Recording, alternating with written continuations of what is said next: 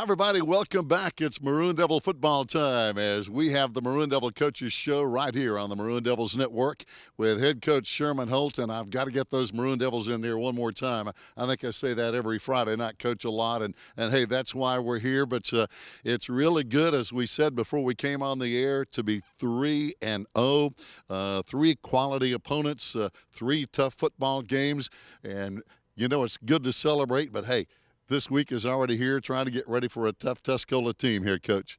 Yeah, you never can enjoy it for a real long time. We tell our kids, take the weekend, enjoy the success that we had, and then come back ready to work on Monday. And, our kids, they come back yesterday on Labor Day, wasn't in school, and, had a real good practice, had a good film study. And so just back to the grind, as you can say, and just getting ready for another tough opponent and install the game plan and try to be successful again on Friday night. Yeah. Coach, we always like to thank some people who have been instrumental in keeping these guys nourished. We want to keep a good football team fed and keep gaining good, strong weight. I know you have some people you'd like to talk about in that regard. Yeah, last week our pregame meal was done by the Peaks Church, so we appreciate that. And then this week, again, local market's going to feed us spaghetti today after practice. And Refuge Church is going to feed us our pregame meal on Friday. And then we're actually going to go to CJ's this week for taco night. I had that mixed up last week. So we get to go to CJ's on Thursday after practice and eat tacos. So just want to thank all those people and those businesses, churches for feeding us. The support here is just amazing. And so we want to take just a brief moment to say thank you to those people and those organizations, because our kids, they really benefit from a community that supports them and helps us out and feed them, and they look forward to that every week. So we really want to say thank you to those people. All right, no doubt about it. They're so instrumental in the success of our program, and I think that breeds chemistry between the players, Coach, when they can get together and share a meal. And chemistry, as you know, in any team, whether it's football or basketball or whatever, I think goes a long way in helping that team be better. Yeah, anytime you can spend more time with your teammates, it's always a plus, I think. And so getting to eat with them, we eat after practice almost every day. And so it's just important for our team and the chemistry part of it. It's hard to say you're going to be a team on Friday night if you don't, practice and you get to eat. And, we do fall camp and at the beginning of football season. And, it's just another way that we can kind of build that team chemistry and the camaraderie amongst one another. And so it's very important to have that aspect of your team, because it really, really helps on a Friday when, maybe something bad happens or you face a little adversity, being able to pick your teammates up and be able to count on them and trust them. Oh, no doubt. Coach, good win over the Franklin Panthers. They are always a tough team. Coach Brooks and his staff, they always do a good job and always bring a competitive team. We ran the ball really well, talking about Josh Collins, and a guy who really, I think, stepped in and did a great job as James Stroman did a good job. That backfield did great, but, hey, it starts with those big boys up front. Yeah, those guys up front played real well. You talk about Insay Ufert, left tackle. Andres Cisneros was the left guard. Grady Lewis actually played at center this week and done a real good job. Nolan Fisher at right guard, and then Drew Skaggs at right tackle. Had a couple guys that we were kind of moving around a little bit, and so those guys played real good. Those tight ends, Brandon Frost and Cole Weichel, done a good job, because we asked them to block a lot last Friday. And so, I think we run the ball 36 times for 397 yards. Wow. And so that was a pretty good night for those 5 or 6 guys up front, paving the way for Josh Collins, who I think had 177 yards on 13 carries. That's a pretty good work night for him. And, Reese done a real good job just managing the game for us. We didn't ask him to do a whole lot as far as in the passing game. And, we ran a little bit of our option stuff, but for the most part, he was just kind of the coach on the field, and he checked out of a couple of things that we had that were not good and put us in a good situation. So, that's what we asked him to do, and so he did a real good job of that. And, our wideout, you talk about blocking, our wideouts last Friday done a tremendous job blocking downfield. James Arch, Corey Stillwell, Keontae Graham, Zeke Gillespie, those kids, they done a real good job blocking downfield. Once we broke to the second level, we had a bunch of big plays, and so it don't happen just one kid, but good team effort, good team win. Boys played real hard, and we're very physical, and so we were proud of that. And just to get to watch them have success, because you work so hard in practice to do the right things and to get a play right, or to line up correctly or know your assignment. And so when you work that hard and then you see it pay off on Fridays, it's good to watch those kids smile a little bit during the game, because they're having fun. And anytime you're winning, that's fun. So it's good just to watch them have a little success, be able to kind of not joke necessarily during the game, but they get to grin when you pull them out in the midway through the third quarter and they've had a real good night. So. Yeah.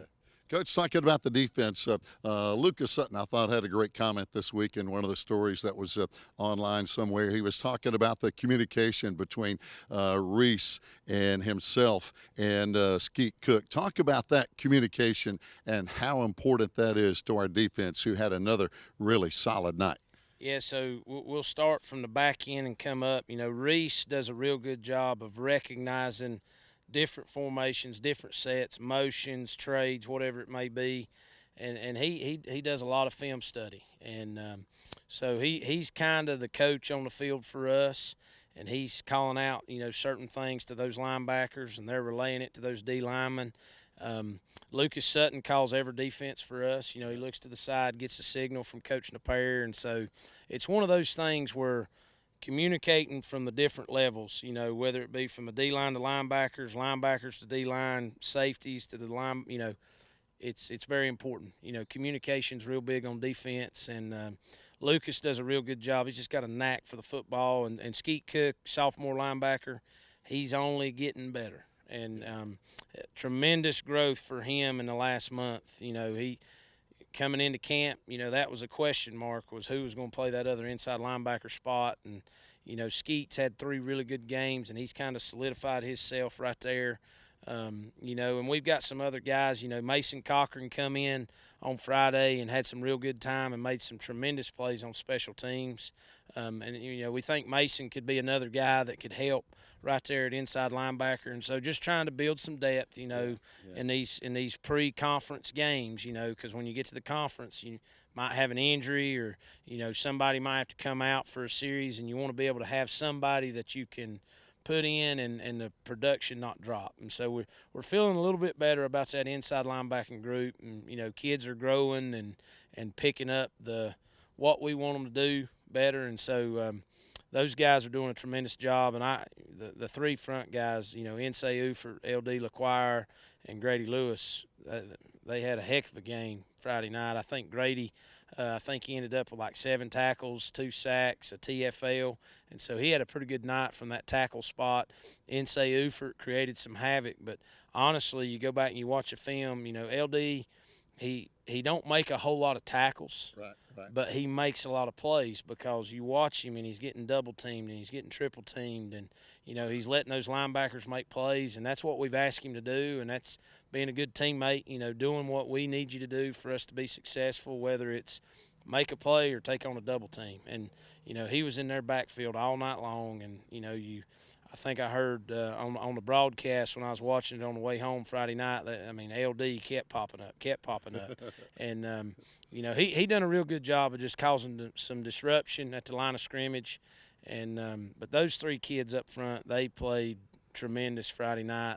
Just getting off blocks, getting in the backfield, messing up their pulling guards. So it was good to watch those kids fly around. Defensively, we've done a good job of that. Attacking the football, making something happen. Again, I think we had 3 takeaways on Friday. So, Drew Cody took one back to the house on the interception. And I was telling our coaches after the game, you have a game where a lot of this stuff goes your way, and it's a successful night. And we were in there talking about it, and I said, guys, the most beautiful thing of Friday night was when Drew Cody intercepted it, and he's going down the sideline, and you see about 6 or 7 maroon jerseys in front of him, building that wall, blocking for him. So, our guys have bought into that on defense of, making turnovers, and when we make them, make them pay and get as much as we can. And so kids done a good job flying around Friday night defensively. Proud of that. Yeah. Coach, now I have to say this, one of our old broadcast partners is probably going to take some of that credit because I understand he was up on top of the press box with a headset on instead of on the broadcast. So you got to give a little shout out to Coach Rod White there. Yeah, Coach White, he does a tremendous job. He comes to practice a couple days a week, and he's helping with that inside linebacking core. Trying to just get those guys a little comfortable, and he's just a wealth of knowledge. And having him in the booth Friday night was good for us, and he sees things that some people might not see, and just the experience that he has of. All right, Coach, this is what they did right here. This is what we did. We need to adjust, or might need to do this. But just being able to have him in the headset and kind of have him in your ear a little bit always makes you feel a little better on a Friday night. But I'm not going to give him the credit. I'm going to give Drew Cody the credit. Drew Cody was the one that made a good play. Nah, I'm just kidding. I love Coach White, and we give each other a hard time. But defense flew around, and, we had a lot of negative plays defensively, like stopping them short of the original line of scrimmage, and that's always good, and that's something we talk about, and we take a lot of pride in that, is how many times can we make them have a negative play throughout a game, because that wears on a team. If they're doing something and normally they're having success, and then they get to us and they're like, golly, just nothing ain't going right, and so just causing some frustration and some havoc defensively. I tell you, another aspect of the game, the kicking game, was tremendous. Zeke Gillespie recovered. It really wasn't an onside kick. It was kind of a pooch kick, and it hit and it bounced right to him. Wow. And so we got fortunate there, but we practiced it, and so kicking game was big. Again, Mason Cochran made several big tackles on kickoff team, and so just enjoying watching some of our younger guys, or guys that have not played a whole lot in years past, step up into some of those roles, whether it be special teams or just secondary play and backing up somebody. Seeing those guys have a little success and really buy into what we're trying to do, and when your number's called, rising to the occasion. So it's good to see those guys perform well. No doubt. Coming in, of course, we got to go to C.E. Weatherby Stadium over at Tuscola this Friday night. Always a challenge, taking on a bigger school with a new coach, John Crompton, over there now as the head coach. He was over at West Henderson last year and led them to a great season as their offensive coordinator. It looks like, Coach, just and you've seen film, you can tell us more about this, but last year Tuscola was a running football team. They rushed for over 3,000 yards. They ran, and they were very successful with that under Coach Chris Brookshire.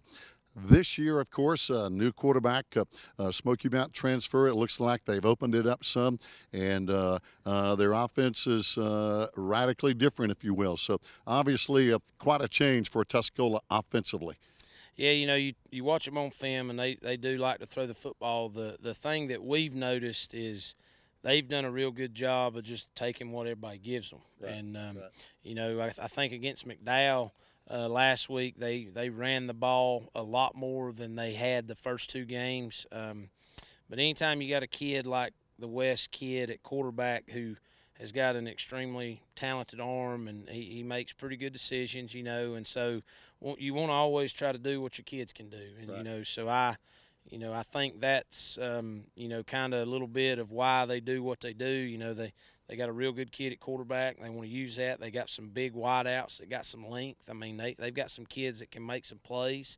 And so just going to be a challenge for us defensively to, install the game plan and go execute at a high level. Defensively this week, it's going to be a little different than what we've seen. Kind of would probably take you back to Charlotte Country Day week a little bit, more spread team that throws it around a little bit. And so that's going to be a challenge for us, and that's always good to have challenges. And, our kids, we challenge them every day. And so, but defensively, going to have to play real good coverage and be able to play in space and kind of limit their big play ability. They got the big play ability, and so we got to be able to do that. And they're big up front. They do a good job protecting the quarterback, and so it's one of those things where don't overthink or don't be worried about what they do. Let's get good at what we do and do the things that we have to do to be successful. And so, our kids had a real good practice yesterday, and we're looking forward to the opportunity just going and playing again on Friday night. And it's always good. We're blessed. There's nothing like mountain football, and so it's one of those things where we get to travel over Boston, go to Waynesville, play at a great venue at CU Weatherby, and against a good football team, and it's just going to make for another good night of football, and that's what we talked about last week. You think about the teams we play, and it's just good football, and looking forward to that. And our kids are excited. They kind of take the challenge of, all right, we're going to go play our third 3A team in 3 weeks, and so kids are excited. They're just excited they get to play football and have a good week of practice, and so we're excited about the opportunity. No doubt. Tuscola is basically one fumble away against Asheville from being a 3-0 football team. Of course, our Maroon Devils are 3-0. So we're looking at 2 quality football teams, and that means we need our fans to show up in numbers over there. Our fans have been over there before. We've played Tuscola some in the past, as you know, and don't tell Eddie West that. But anyway, it's something our fans need to arise to the challenge as well. Yeah, it's always good, when you can travel well. Yeah. And, I think looking back a couple of weeks ago when we went to Smoky Mountain, I think that was one thing that helped us is we had a humongous crowd. We did. And so, want everybody in Bryson City, Swain County to come over. It ain't very far, about 30 minutes. Yep. And, that helps our kids. We feed off that energy and the emotion. And like you said, they're one fumble away from being a 3-0 football team. And, good football team, they've done a good job of getting their kids schooled up, and you watch them and, you see things that you're like, man, they're doing a good job right there. They've got that kid right there making a tremendous play, so, that you can tell that they're coached well and that they've schooled their kids up and they've, had a plan. And so it's just going to, again, our kids, we talked yesterday at practice, being efficient. When we have the football, we got to take care of it. We got to sustain drives. We got to score.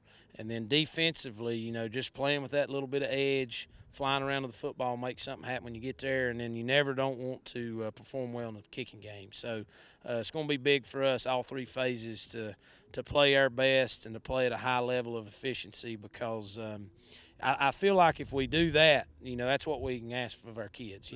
Play as good as you can, play at a high level of efficiency, and we'll just let the rest sort itself out. And we feel like we've got a good plan, and our kids are playing hard, and so we're just going to continue to get better at playing football. And that's what we've did for the first month, and we've been satisfied to this point. We've corrected some mistakes, and we're just going to keep getting better. Oh, no doubt. Fans, kickoff coming up in just a few minutes. Keep it right here. It should be a good one. The Mountaineers and the Maroon Devils right here on the Maroon Devils Network.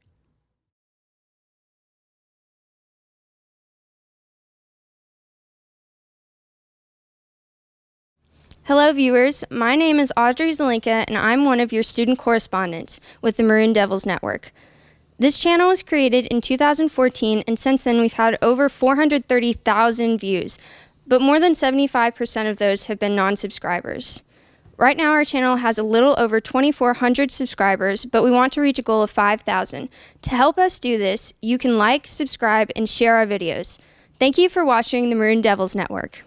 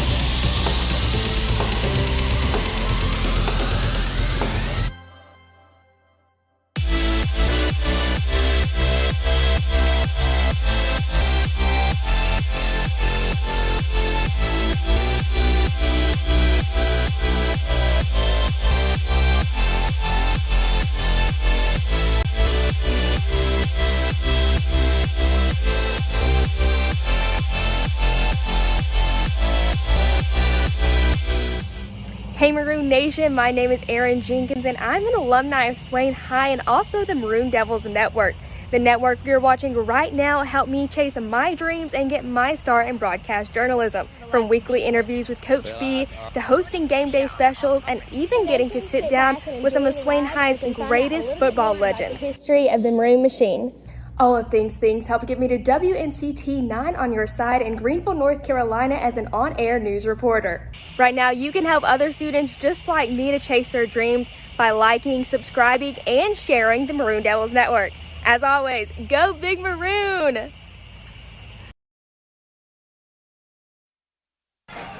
Fans, welcome to CE Weatherby Stadium here on a partly cloudy Friday night. The sun has gone down over the mountaintop over near the Blue Ridge Parkway and Water Rock Knob over there, and we're getting ready for what should be a great football game tonight. Hi, everybody. Gary Ayers back with Coach Rod White. As we said, the band is back together, and they brought the first string back tonight, Coach. But it was, we put the second string in last week, and I think they kind of dropped the ball. So they had to bring the first string back with me and you, Gary, and get this thing rolling again.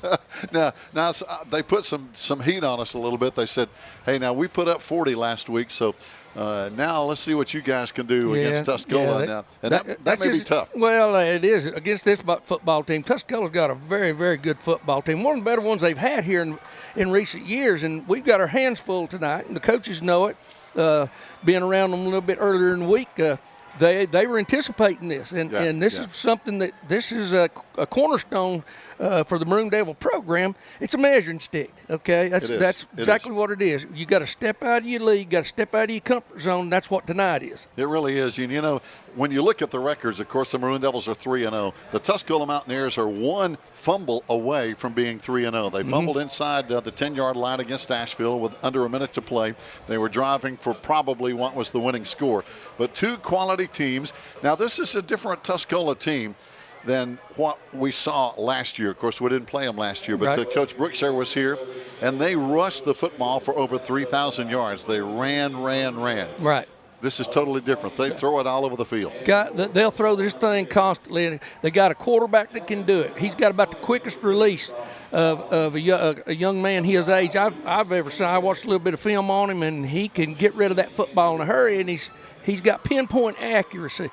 It's going to be up to us to change these coverages up, which Coach Holt and Coach Napier worked on all week long, of keeping him guessing, keeping Tuscola's offensive linemen guessing, because when they set the pass block, they're not going to let you just rush. Okay, they got their scheme. They've been taught how to drop step and hinge and do all that stuff to keep you pass block. So we got to show them some different stuff up there to throw them out of that game. And you're talking about their quarterback, of course, Jed West, number 8, senior. He's already passed for 536 yards and 6 touchdowns here in 3 games. Last year, of course, he was a Smoky Mountain, had 2,488 yards passing, 23 touchdowns, and he also ran it for over 900 yards. So he's a pretty good running back as well. He can run it. That's it. And what they expect him to do is a lot of times is they get you in man coverage, you get your back turned, in the secondary, chasing receivers around,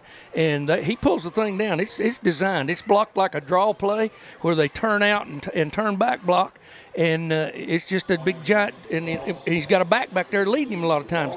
If he goes to the empty backfield, they'll put somebody in motion back through there that'll end up in the backfield with him, because they will put 5 wideouts out there. Wow. and snap it sometimes, but most of the time they'll put somebody in motion, or they have been in the past, to get back into that backfield with him to help keep the pass rush under control and to be a lead blocker for him. Now, one of their better linemen, as a matter of fact, talking to Coach Sherman Holt, and he was really positive on number 54, Stephen Brooks, a senior, 6'3", 310-pounder, one of their best linemen. He said this kid can play at the next level. So another guy is going to be one of their top wide receivers is Brandon Jordan, a 6-foot sophomore. So they have some good weapons. And as we mentioned, Coach Holt, of course, was here a couple of years ago and coached some of these kids. He knows some of these kids. And, it's tough being on the other sideline. Well, he's fired up. I'm going to tell you, I went down and talked to him a little bit before the ball game on the field, and he was – that look on his face, he is he's looking for an excuse to be mad right now, which I always like. That's what I did. I look for a reason to get irritated about something. And so he's irritated about a lot of stuff right now. I won't go over that with you, but he kind of bellied up to me down there and told me what all was really ticking him off right now. And so he's on edge, and that's good. That's a good place to be. And, you look at tonight's game, of course, Tuscola coming off a big win over McDowell, the Maroon Devils coming off a big win over the Franklin Panthers. Coach, I think it comes down to a couple of things. Number one, we can't turn the ball over, and number two, can we run the football against Tuscola here tonight? That's going to be key. Amen and amen to both of those, Gary. That's what this whole thing, ball control, getting those first downs, not turning that football over, don't kill yourself with penalties, and just control the football and run the football. You got to be able to throw it to get them off of you at time, because Tuscola will put 8 people up in the box on you. I mean, just for no apparent reason. We really don't know why. I couldn't find any rhyme or reason.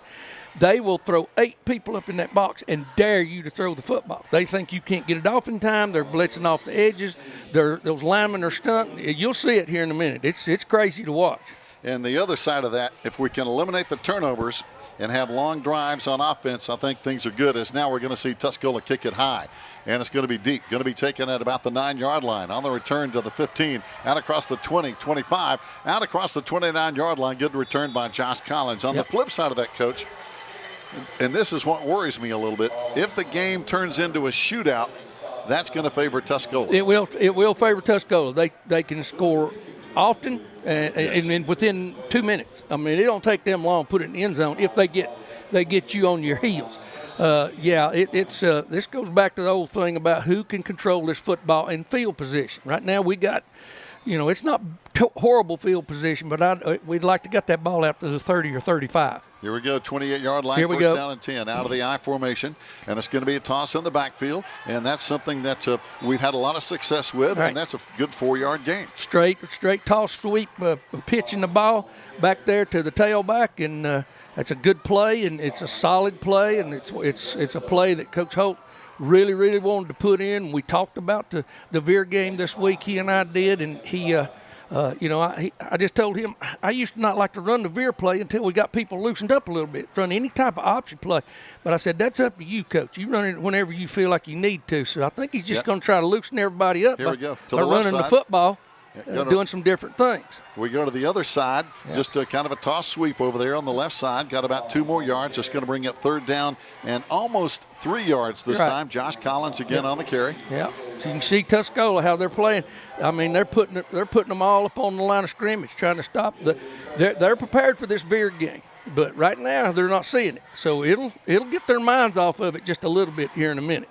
Some big linemen up front. David Bowman, number 55, one of their top linemen up there up front. As we mentioned, they have some good size on the offensive and defensive lines right now. A bunch of guys up in the box. Yeah, they got 8 up there. They're going to try to play it downhill. There's the option coming right at you. Should be right at a first down. Yeah, right at the 39-yard line. Sticks should move. That's a first down and 10 with 10.5 minutes to play in the first quarter. And here's the thing about it. If they're going to put that many people up at and on the line of scrimmage and at level 2, which is linebacker level, you pop at linebacker level running the Veer, and it's a foot race. It becomes a foot race. And so they're expecting to try to stop this ball at the line of scrimmage, which they didn't that time. So we'll see what happens.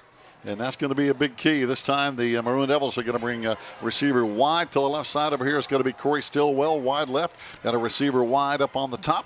And again, out of the I formation. This time, going to run the option, toss it to the left side. And Collins trying to get outside. But, boy, Tuscola came up. Yeah. And there's a big play by Brandon Jordan, the sophomore. Yeah, they had good safety support and good corner support. That corner fought that block off, that stalk block by the receiver, and just flew around it and made the play. Good play by number 12. Yeah, that's a negative play on the option, and you can't have many of those. Nope. It's going to bring up 2nd down and 14 now with 9:48 to go in the first quarter. First drive for either team on the offensive side of the ball. This time a different set for the Maroon Devils. Twins on the right side. Yeah, we're going to run out of the pistol set here with 2 backs back there with him. 5-man front for the Mountaineers on defense. High snap. Reese pulls it down. There's his man. Firing, he overthrows him. Overthrows him. Yeah. He was over on the sideline. Open just a little bit over there was James Arch. And it's going to bring up 3rd down and long. Probably going to have to put the ball up in the air again. Yeah. maybe see some play action right here. May even see a screen play of some kind right here. Try to get them off the line of scrimmage. They are piling it up there. They're going to say if you're going to beat us, you're going to have to throw it. That's what they're trying to say to us right now. Another one of those big linemen, Jesse Bledsoe, 5'11", 286-pound junior. He's a load right there in the middle, number 65. Yeah, they're playing a shaded front right here. Yeah, they got them all up in the box. Free safety, 6 yards from the line of scrimmage. Yeah, we hand off and just run to the right side for a yard, and that's going to be all. It's going to be 4th down. And we're going to have to punt it away to the Tuscola Mountaineers here on the opening drive. So now dropping back to punt, of course, is going to be Josh Collins, and dropping back to return for the Mountaineers is going to be KJ Vang, a senior. 5'7", 145-pounder. Can we get a good punt away and kind of flip this field position here? Beautiful Friday night for high school football. Josh, nice punt. Nice punt. Going to hit the away. ground, get us a good roll. He's going to pick it up and try to get back up. Oh. If he touched that ball, it's ours. Yep, it's going to be all the way down to the 8-9 yard line. What a punt. That's a good punt. Great punt. We've got a flag back here. Midfield. And as we mentioned, maybe a hold on the outside on them. Dennis Setzer, our head referee here tonight. He's been blowing that whistle for a lot of years. Yeah, I commented before the ball game. If he knew I was sitting up here, he'd throw a flag on me right now. Last time I saw him was at a doctor's office, and he started reaching for his flag as soon as he saw me. Yeah. It's bad to be penalized when you're in the doctor's office. Yeah, block below the waist looks like. Mm-hmm. And must have chop blocked somebody. Yeah. Well, see, now, here's the thing. I don't know exactly how the rule reads on that. It could be a post-possession, or if it was after the punt, then it's post-possession. We'll penalize them from where the ball's at because I don't think it can be a first down for us. They're talking it over. Of course, the Setzer family, his son Scotty, is also a college football official, so they've got refereeing in the blood, don't they? Yeah, Dennis has been around forever. He has. I remember him pretty much my entire coaching career. So yeah, he's been calling it a long time, and he's I talked to him down on the field. Matter of fact, just last year. And he said the problem they're having is, number one, getting people to officiate, and then number two, keeping them, because he said they'll call a couple of games and quit. Yeah, it's tough. It's tough on them. I mean, fans are rough on them. Yeah, and well, and the thing about it is that was part of a coach's world too. Right, fans, you could be winning, and if you weren't doing it the right way, the way fans wanted you to, it was like, what are you doing? At. Yeah, you were a big dummy. Been there a lot. Yeah. Here's one of their empty formations. They got a bunch set out here, and then a split man out here with it. Yeah, four on the right side, and one up the top.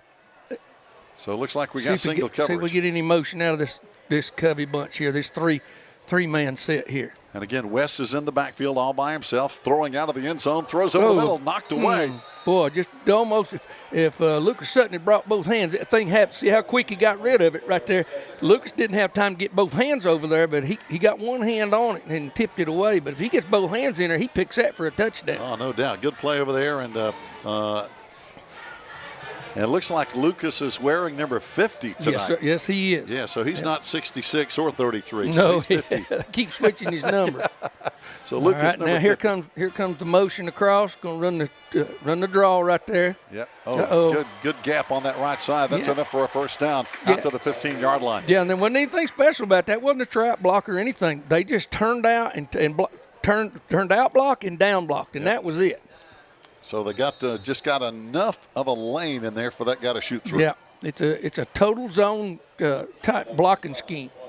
So now first down, Tuscola Mountaineers again. Here comes that bunch set. Three bunched right off the right side. One man way over near the sideline. Now a man comes in motion, and one high on the top, empty backfield. West is going to step up, quarterback draw play. There's when he wants to run with it. And he is going to be stopped finally at about the 21-yard line. But, boy, I tell you, he's tough to bring down. He is, and he about got away from us again right there. We had good coverage on him, put pressure on him. Inside Ufert came off his edge over here and just fanned him a little bit. But he got a hand on him, and it kind of spooked him out of the pocket. I tell you, Insay plays some good defense. He's a good football player. I enjoy coaching him out there. What little bit I get to do. He's a heady young man. He understands. You can see him tilted right there. That's something that they're starting to do a whole lot more. There's their draw by the quarterback. Draw play, and he got the first down out across the 26-yard line. First down for the Mountaineers now with 7.5 minutes to play here in the first quarter. No score if you're just joining us on this Friday night on the Maroon Devils Network. And I understand, I think Joe told us Toby Burrow was playing Grandpa today. Is that what the deal is? I think so. Okay. That's right up his alley. Now, he needs to be playing Grandpa more. Yeah. All right, here we go. First down and 10. Hey, being a grandpa is a good thing, believe me, as you know. You know. Here we go. West back to throw. Gonna look for that single receiver. Fires got him on the sideline. Yep. It's a first down at the 38-yard line, 1st and 10. That's called a comeback route. He ran off the sidelines like he was going to run past the corner, stops, and actually works his way back to the quarterback so the quarterback can throw it before he ever even stops. He knows about how far that receiver is going to come back. And I'm telling you, this young man can cut a football loose. Now, just watch his throwing motion. It's smooth. There's no hitch in it. He just pops that ball up, and it's gone. Yeah, and that's a timing play, It is. Yeah, he throws it well before anybody's open. Got trips over here on the right side. Now here's a motion with the back. Fake it to him, and we stuffed him right there again. Insay coming off that edge. That's why they got him tilted over there. Now he can see. He can see that tackle's blocked. When that tackle blocked down, Insay came off that edge and got him. 2nd down and 12 now, 2-yard loss. And again, they faked that jet sweep, and Insay didn't bite on it. Nope. And that was a good thing. 2-yard loss, 2nd and 12. And again, just a great night for high school football. Yeah, it is. This is what it's all about right here, Gary. On the turf here at CU Weatherby Stadium on Doug Brooks Field. Coach Brooks, of course, longtime Mountaineer coach, former teammate of longtime Maroon Devil coach Boyce Dietz. Swinging it up there to the we right go. Side. What an excellent play by Collins. Collins playing that inside receiver in an underneath zone and saw that ball flicked out there. And, buddy, he reached out there and touched him, addled that young man just a little bit. Yes, and Sam Decker is a good running back. Yeah, he kind of buckled him right there. That young man didn't see that coming. Yeah, he's shaking up. He may have to come off a play. Yeah, he's going to come out of play as when you don't see him coming, it hurts more, doesn't it? Yeah, and watching him work on that play, that type of play earlier in the week, it was one of those things. It's all timing for the coverage too, because as soon as that quarterback opened his shoulders up, Collins released. He wasn't worried about that receiver in front of him because he had a safety behind him. And so what they were doing was bracket covering. He was underneath coverage, but he just broke loose, and here he came. Well, he did. He covered that play well. Now it's going to bring up 3rd down and about 13, almost 14 yards for the Mountaineers. And West is going to be back in the gun. He's going to have 3 wide. Watch the wide side of the field now. This is where they like to use that wide side. Yep, 3 wide to the left, 1 man in motion. Comes up over here on the slot on the left side. This time West looking. Try to turn it loose deep. Always got a man wide open. Wide open. I don't know how he got behind us. Oh, man, that's a touchdown. Yeah. That's a touchdown. Somehow he got behind us. We had pressure on him, and he just cut that thing loose. And, he was 5-6 yards behind everybody. Yeah, I'm not real sure what happened. I didn't see in the secondary what the coverage was. And but it wasn't good. It wasn't good. He got in behind us somehow, and I don't think he was an outside receiver. I think he was an inside receiver that got by us. But boy, and the ball was underthrown. He had to wait on it before. Yeah. He had plenty of time because he was so open. It probably just a breakdown in coverage there. And now for the point after. And there's a penalty flag down there. I don't know if it's there again. I don't know whether it was post play or in the end zone, so I'm not real sure whether something happened with the receiver or. Let's see what the officials are talking it over. It's going to be unsportsmanlike against probably taunting once he scored. He may have turned around and shook the football in somebody's face or little celebration. Celebration or something. Yeah, that's what they got him for. I didn't get an opportunity to watch their kicker before the game in the warm-up session, so I'm not real sure. That's a long way to kick it. That's a long way. And they're going to line it up at about the 30. That would be a 40-yard extra point if they do that, but I'm not sure they're going to do that. And they're not sure either. They're not sure either. I think they figure they stand a better chance of going for two Going right for here. two, yeah. But the quarterback is not in there right now. Let's see. No, yeah, there he is. Yeah, Yeah. they're going to go for two. Yeah. Yeah. There's Jed West. He's in the backfield all by himself. They got that bunch over on the left side that trips. All in a little bunch, literally. Yeah, I think Coach Holt and Coach Napier and all of them they'll get in there and try to figure out exactly what happened on that coverage right there, because there was I don't know if it's a blown coverage or they just didn't see him. I'm not sure. I didn't see where he came from. So now the extra point attempt is going to be no good, but wait a minute. They're not coming off the field yet.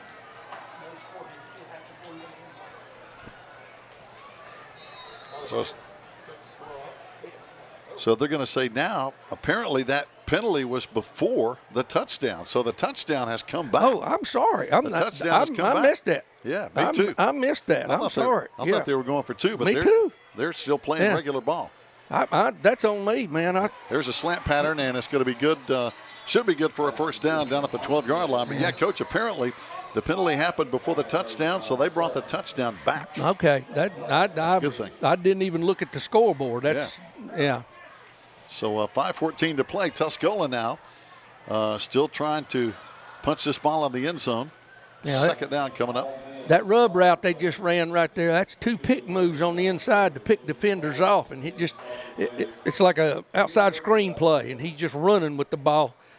He just flicks it out there to him real quick and lets him run with it. Here's another penalty flag, and it's going to be again against the Tuscola Mountaineers. Looks like an ineligible receiver. So they're backing up again because it looks like the Mountaineers had a first down at the 12-yard line. And now the football is coming back. Going to spot it at the 27-yard line. Yeah, we got 15 yards. Yeah, we got to get a better handle on this coverage right now, because it's just those pick plays like that. It's it's tough, but you got to be able to fill those alleys with either a safety or those linebackers. The corners are kind of dead to rights because they got inside receivers blocking. Now we'll see a little different formation. Now here's the same set they got that touchdown, because Vang is over there in that bunch. Right. Yeah. Let's see. Number 14. Yeah. They're going to look that way again, down the middle. Right in the middle. Got a man wide open, and he's got a first down at the 6-yard line. That pass complete to Jonas Howard, a junior wide receiver. He ran straight up the field, and he split the coverage. He split the difference between the two safeties, and the pass was on the money. It was on the money. He pinned it. Yep, he sure did. That was a quick pass, just enough daylight. Now it's first down and goal for the Tuscola Mountaineers. No score yet. 5 minutes to play. Mountaineers knocking on the door here. Again, 3 wide to the left side, 1 man wide to the right side, and the empty backfield for quarterback Jed West. And the play clock is down to 10 seconds, and they're still trying to get the play in. Mountaineers now seem to have the play. Empty backfield again. Trips to the wide side, and boy, just got it off. West is going to run it quarterback left side. touchdown. He's in the end zone. Yeah, no problem at all. And now the Mountaineers, this one's going to count. Yeah, he's a strong young man. He took that ball and ran it up in there. I mean, that was designed the whole way. There was nothing secretive about that. He pulled it, they kicked out and blocked down, and here he came. He had a good running lane, and so now it's 6-0 Tuscola, 4:34 to play first quarter, and they're going to line up and go for 2, I think. They're looking to the sideline for the play call. And, they're going to go for 2 with that same 4 wide, looks like, on the left side.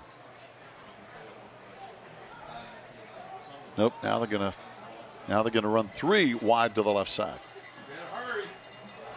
Play clock down to 2. They're going to have to call a timeout because that's a delay of game. Yeah. I think they got the timeout before the play clock ran down. Let's see. Their offensive line were confused about something. They were moving around. They weren't real sure where they were supposed to be. All right. Got the play in. Now we got a new play clock ready to go on the 2-point conversion. West empty backfield, 3 wide to the right. West rolling to the right side, looking, has time, fires in the end zone, and it was caught but then dropped. He was hit but it was held long enough for the 2-point conversion. It's 8-0 Tuscola, 4:34 to play. We'll be back after this timeout on the Maroon Devils Network. I'm embarrassed.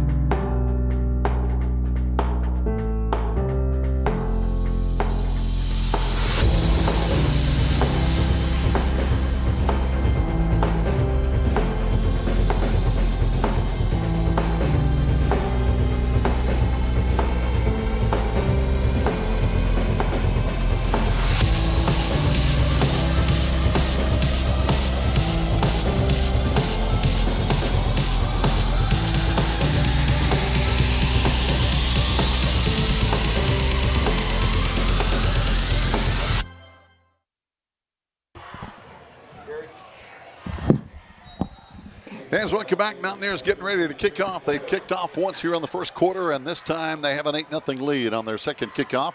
It's going to be high, somewhat deep, taken at the 12-yard line. Here's Josh Collins out to the 15, 20, 25, and he makes it out to the 28, almost exactly where we started last time. Exactly, within a couple of feet of where we started the last possession. So, all right, we both had the ball one time. They got us out after a few snaps, and they kept the ball there a long time with 4.5 minutes left to play in the first quarter. They did. Right now, one score up. Robbinsville is having an easy game. They lead 16-0 in their game. Right now, Murphy and Smoky Mountain are tied at 7-7 in that contest. 8-0 here, Tuscola. Maroon Devils lining up, looks like coach in that I formation. Playing that deep center linebacker back here. They got two corners, and then the free safety is he's about 8 yards from the ball this time, maybe 10. So now first down and 10. I backs, I backs. Two tight ends. Yep, quarterback under center, and we've had success with that zero option, midline option right there. There's a 5-yard pickup on first down. Yeah, it's real quick. All it is a double team, and with them sitting there with that single backer in there, he's not going to be right every time. That's a good call by Coach Holt right there and his staff calling that play, because that single linebacker right there, he's in no man's land. And you're talking about guys calling plays. There's another guy that's got some Tuscola connection, is old Eddie West. Oh, Eddie. He connected to everybody. Coach West is. He's one of a kind. Yeah, you can see they're set right here. It's an old school 50 front defense. It's more like a 61 defense that they're playing here. Second down and 4. Yeah. And we got a couple of yards, and it's going to bring up third down and a long 2 at the 36-yard line. Yeah, they ran a scrape. Those defensive linemen are not just sitting still. They're moving up there. That time, if anybody knows what a scrape is, the outside linemen, they all point their helmets, and when the ball snapped right towards that nose man, and they close those inside gaps down. So now the Maroon Devils third down, trying to have a good sustained drive, keep it away from Tuscola and their quick strike offense. Boy, a lot of guys up on the line of scrimmage. That's it. You can throw a blanket over them, and there's that single linebacker and the free safeties right behind him. Two tight ends, I backs, run the option again. He almost broke it out of there. Kept it that time. Reese did. He got to first down. He may got enough for the first down. We're going to see right here. It's close. If it stays where that official over there's got it marked, it's a first down. Yep, move the sticks. There you go. He leaned out at the last second and picked that up. Yeah. Or somebody said it's not sticks, it's chains. I'm sorry. That's right. I forgot about that. It's sticks. It's always going to be sticks. Yeah. Yeah, it's but I've called them sticks for years. Oh, yeah. Who was it? Was it Billy Jenkins said those are chains? I don't know who it was. Here we go. Toss sweep again. Left upfield. They're blowing upfield in a hurry. Missed 2 tackles. If we get past that second level, 45. It's a foot race. It's a foot race down It's the a left foot sideline. race. Once you get past that second level, baby, it's over. It's in the end zone. And once he got past that linebacker level, he moved his feet enough, because that's it. I mean, 4 yards past the line of scrimmage, and the foot race is on. And I tell you what, Coach, there were 4 tackles missed up near the line of scrimmage. That's it. 4 tackles. He can make you miss. I mean, he takes pride in that. He takes pride in breaking tackles. So right now we've got an updated score. We had an incorrect score. Now it's Murphy 14, Smoky Mountain 0. And now we've got an 8-6 game here at Tuscola High School. The Maroon Devils will line up and it looks like go for 2 to try to tie. We got to. We got to start matching it here. We can't hesitate. 2 tight ends again. Flanker down here to our side of the field. Split backs. Looks like it may be the option look. It is midline, and he got it. He's in there. 2-point conversion. Yes. Just ran over between the right guard and the right tackle. That's it. That's the midline. I tell you, I love it. When you got a nose man sitting in there like that, and he's basically a 2-gap player. He's got to play both A gaps, and you make him wrong. You just make him wrong. James Stroman going in for 2, and we've got a tie game with 2.5 minutes to play first quarter. We'll be back after these words on the Maroon Devils Network.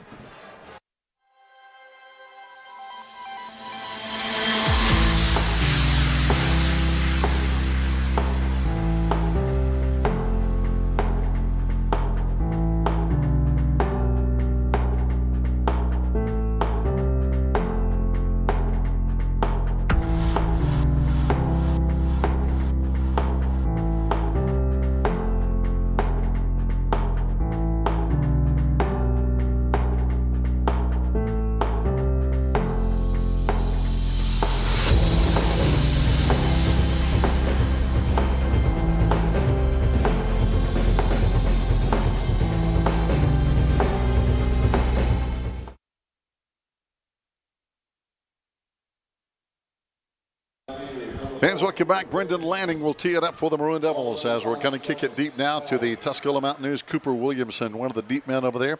Looks like along with Jonas Howard. So they've got a couple of guys back inside the 10-yard line. And we've got a tie ball game with 2.5 minutes to play in the first quarter. 8-8 tie.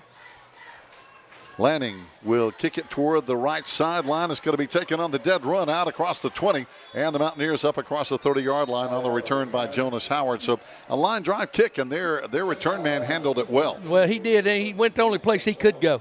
He couldn't try to catch that ball and come back across the field. That's what they really had kind of designed, I believe, is get him in behind the wall. But he did a smart thing. He got it upfield as far as he could and get out of bounds. That's it. Got to the sideline. 2:27 to play. Tuscola with the ball at the 32-yard line. And again, just what we expected. Good football here tonight. It is. We're going to see now, once they bring their offense back here, just exactly what kind of adjustments we can make. We will have to make some for sure because we can't just stay letting them run that open field. Here's that Covey set again without the split man out here now. And with one back in the backfield, give it to him. And there again, there's Insay. Nowhere to go. Yeah, he did. Everybody got jammed up at the line. You can't block. Their offensive tackle can't block Insay one-on-one. He really can't. And Insay knows this. He's already learned. He learned that in the first series. He just and it was kind of like Franklin. I never did understand. Franklin kept running at him, and I was like, "That's not the guy to run at." No, he was eating them alive, and he was really smashing them up bad. And they just kept running at him. Now we got the semi-Covey look with a split over here now and a single receiver at the top of the screen. I think we're zone coverage over here again. Swing it out, swing pass. Yeah. And he's got a first down the sideline. He's gone. And I don't think anybody's going to catch number 5. Collins has a chance. He's still after him and actually caught him right inside the 5-yard line. Caught him inside the 5. I'm mistaken. He did. He ran him down from behind. Now, that's almost the same play where Collins ended up making the tackle in the backfield and rattling that back. But now that's basically the same play. Jonas Howard, big run down the right sideline for the Mountaineers as they are now looking at 1st and goal at about the 2-yard line. And there again, that's nothing but our it's a screen type play because they're blocking they're blocking your secondary with receivers, and they got 4 receivers over there. So now they're going to spot it at the 3. 1st down and goal, Tuscola. Got a man in the backfield with Jed West. That's going to be Gavin Langley, their junior running back. Got a man in motion. Isolation. Run right behind him. Right, boom. We stopped. What a stop. Good play there by Lucas and Skeet both. They were both in there on that play. They read that alley perfect. Yeah, big Lucas stop. Lucas saw it the whole way, That's an isolation. They tried to isolate on him, and he was up in that alley so fast they couldn't block him. So now under a minute to play in the first quarter. Tuscola looking to the sideline for the play call. And the play clock is running, but they still have plenty of time as Jed West comes back in and calls the play at the line of scrimmage. Yeah, 12 seconds and counting. They run the no-huddle type offense. Going to play with a tight end, which is number 57 over here. 3 wide to the right side. And that's where he's going to roll and run it into the end zone. Yeah. West is a strong kid. He can run now. That's why his numbers are like they are. And we hit him at the goal line, but he forced his way in. He's the running threat, period. Yeah, he really is. And he can take a hit and dish it out. 32 seconds to play in the first quarter, 14-8, Tuscola Mountaineer lead as they get ready to line up and try to get 2 more here. Yeah, they must be going. Their whole philosophy is to go for 2 every time. So now Jed West is going to line up. Got that tight end on the right side, and again trips out here to the right side. He's looking that side again, and he's going to. After him. He's in trouble. He's in trouble, and he's going to go down. He lost the ball, picked up by a Tuscola lineman, and tackled at the 13-yard line. So the conversion, no good. And that's a good play by the Maroon Devil defense. It was. Now that could be key in this whole thing right here. So we're going to see how this thing starts to work out here as we go on here into the second quarter. We're getting the ball back right now. We need to keep doing what we're doing. If it takes big plays to beat them, then that's what we're looking for. Oh, no doubt. We're going to come back after this timeout on the Maroon Devils Network.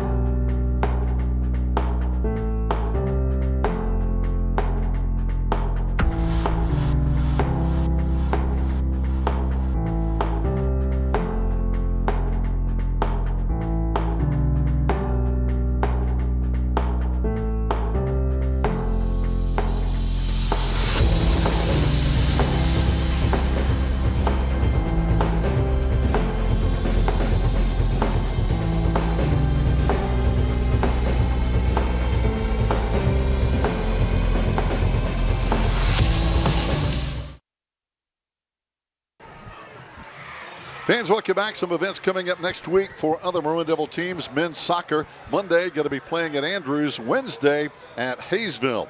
Volleyball is going to be hosting Tuscola Monday. Then on the road for 3 in a row. Tuesday at Highlands, Thursday at Nantahala, the following Monday at Franklin. JV football next week going to be playing at Murphy. Cross country Saturday, September 16 at Katua Field up at Governor's Island. And here come the Maroon Devils on the return. Out across the 30. Better return this time to the 34-yard line. Yeah, that time Collins did the smart thing too.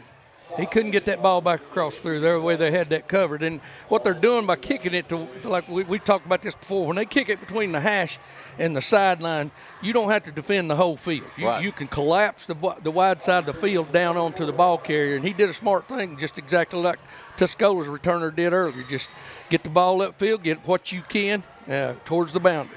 And some scores. Right now, Murphy leads Smoky Mountain 14-0. Andrews is up 3-0 over Mitchell. And so some good football tonight going on. Robbinsville with a 16-0 lead in their contest. Back with that 7-man front. That nose man shaded this way. Where you run that single at midline again.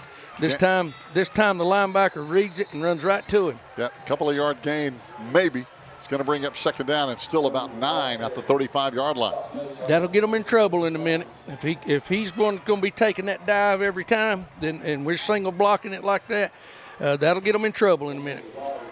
In the middle linebacker talking about the Tuscola Mountaineers, Bridger Jones in there, and that's going to be the end of the first quarter with our score. Tuscola 14, Maroon Devils 8. We'll take a break and we'll be right back with the second quarter here on the Maroon Devils Network.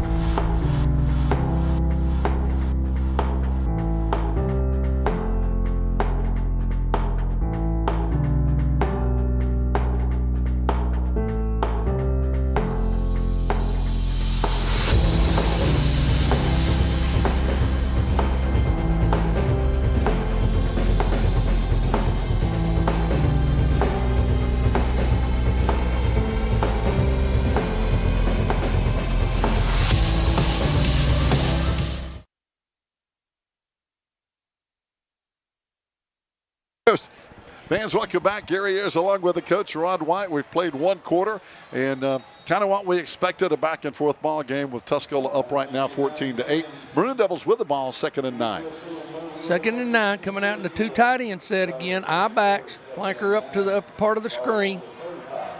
8 guys on the box for the Mountaineers. Fake the sweep, run the trap, big play. Big play. That's a good play right there. Hang on that football. Yeah, Josh Collins out across the 45. You remember our first series, we showed them sweep, and now that's a fake you sweep, and you run the trap back underneath it. And a good play, and that's going to get the linebackers just going bananas. There you go. That's what I'm talking about. He's trying to be too many places at one time, and he's hurt right now. He got down blocked on, and he couldn't fend him off of him. So again, this time 7-man front again. Yep. 3 guys in the secondary for the Fake Mountaineers. It, run the same play the other way. Same play back to the other side. Collins breaking a tackle down to the 49-yard line of Tuscola. Gain of 5. 2nd and 5 coming up. You want to know why he's hard to tackle? Watch his feet, how he picks his feet up. He doesn't keep his foot on the ground very long. You don't have time to reach and grab him. His feet are churning and his knees are high and his upper body's over, and he's hard to tackle. You have to tackle his hips. You can't it's hard to tackle his legs. Yeah, he's a constant motion, isn't he? He sure is. He picks his feet up well. It's hard to trip him up, and all you got to do is watch him run. He can churn them feet. This time we got split backs in the backfield behind Reese. Maybe the veer look to this side. It looks like it might be the other way. Sorry. Yep, there it is, down. Right in the middle. There goes that. That's a first down. There's the linebacker again trying to make that play. First down, Maroon Devils at the 43-yard line with now 10:44 to play in the first half. Yeah, they had to change middle linebackers right there. The other one got dinged up a little bit. I think he's walking it off over here. Yeah, he's over here trying to get ready to come back in, and you may see them switch to a little different look defensively now. That they may try to go with the 2 linebacker look, go with the 6-2 or the 5-2 look all the way. We're going to see right here. The old 52. Yeah. That one's been around a while. Oh, yeah. The old 5-2-4 defense. Going back to that 7-man front again. Yep, 1 linebacker, 3 DBs. Mm-hmm. And now we got a whistle, and Coach Holt wanted to talk it over with his offense. Yeah, something wasn't right about the formation. Yeah. Something didn't get right there, didn't get sent in correctly. And fans, stay tuned. We'll be back after this timeout. Tuscola up 14-8.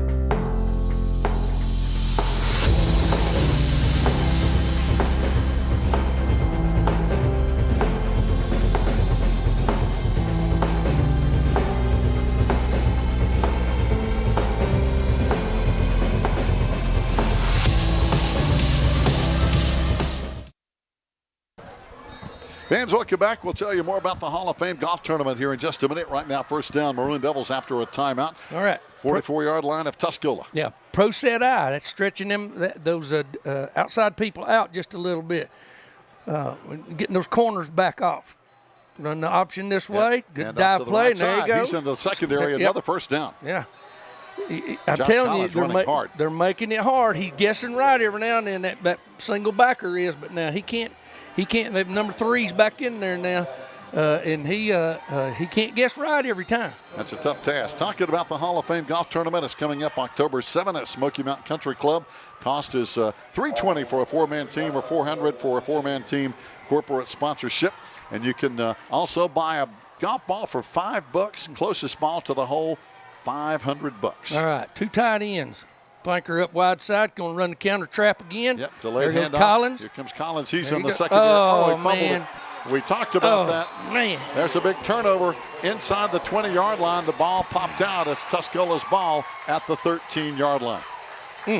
Boy, that hurts now. Yeah, that was against a team like this. You got to limit their possessions, and right there you're giving them a freebie. I mean, we're driving the football to score. and that's a freebie. You know. When you fumble inside the red zone, that's where you don't want to turn it over. When you're trying to basically tie the game. Yeah, I mean, there we were. They weren't stopping us. We had their number, running the veer, running the counters, and running some of the inside trap plays, and that's what that was. And he just got loose, and they punched the ball out. Yep. Knocked it away. It's going to be Tuscola football. West lining up in the backfield, empty backfield, which they've used most of the night tonight. Got the bunch set now to upper side. There's the motion. Straight drop, center of the field. He's splitting the defenders. Timing pattern. Single coverage. And it's going to be caught. He caught that darn football. He sure did. I cannot believe that. That is Bryant on CA, and he's going to score. Our defensive back actually got a hand on it. I believe it was Corey Stillwell. Yeah. He actually tipped it, but Onsier caught it and goes in for the TD. Yeah, that's a heartbreaker right there. One play. See, that's their offense.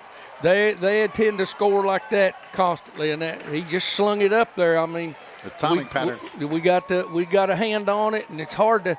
I mean, he went up with both hands. He just couldn't get both of them on it to pull it down.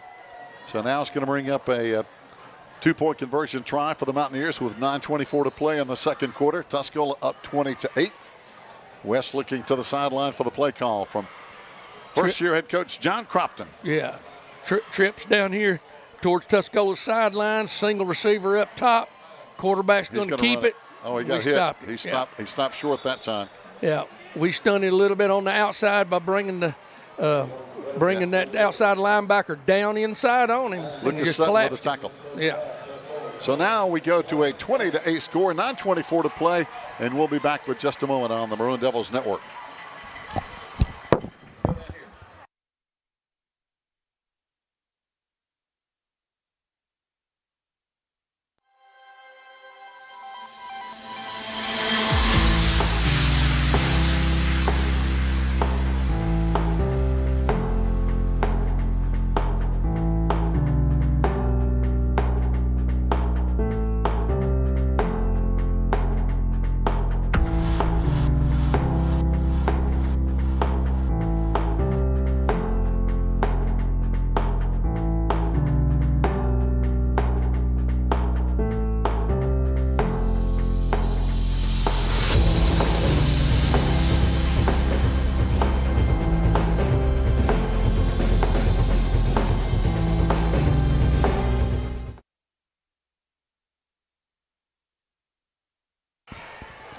Fans, welcome back. We want to remind you the Maroon Devils are going to be off next Friday night. No football, so hey, find yourself something fun to do next Friday, but no Maroon Devil football. It's open date 2 weeks from tonight. We're going to be up at Mars Hill, playing up on the Mars Hill College field against Madison High School.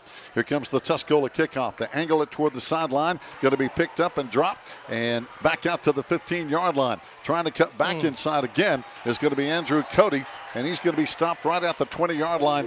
First down for the Maroon Devils now. Yeah, I'm sitting here kind of dejected, feeling sorry for myself, I think, because I kind of stunned. Yeah, man, that just killed us. And you know, Colin's great. I mean, he's a football player. There's nobody any more dejected than he is right now. Right. But have mercy, man. You just against a team like Tuscola who planned to beat you one play, just one big play after the other. Well, you know, we fumble it, and the very next play they throw one and score. And boy, that deflates your team. It sure does. In a 2-score game now, where we were fixing to be right back on top of. Yep. Two tight ends this time. Run the trap again to the tailback. That's basically the same play we ran a minute ago. Yep, 5 yards, second down and 5 coming up at the 25. Yeah, that's one he fumbled on. We faked a toss sweep to him. The fullback takes off that way, getting everybody going that way.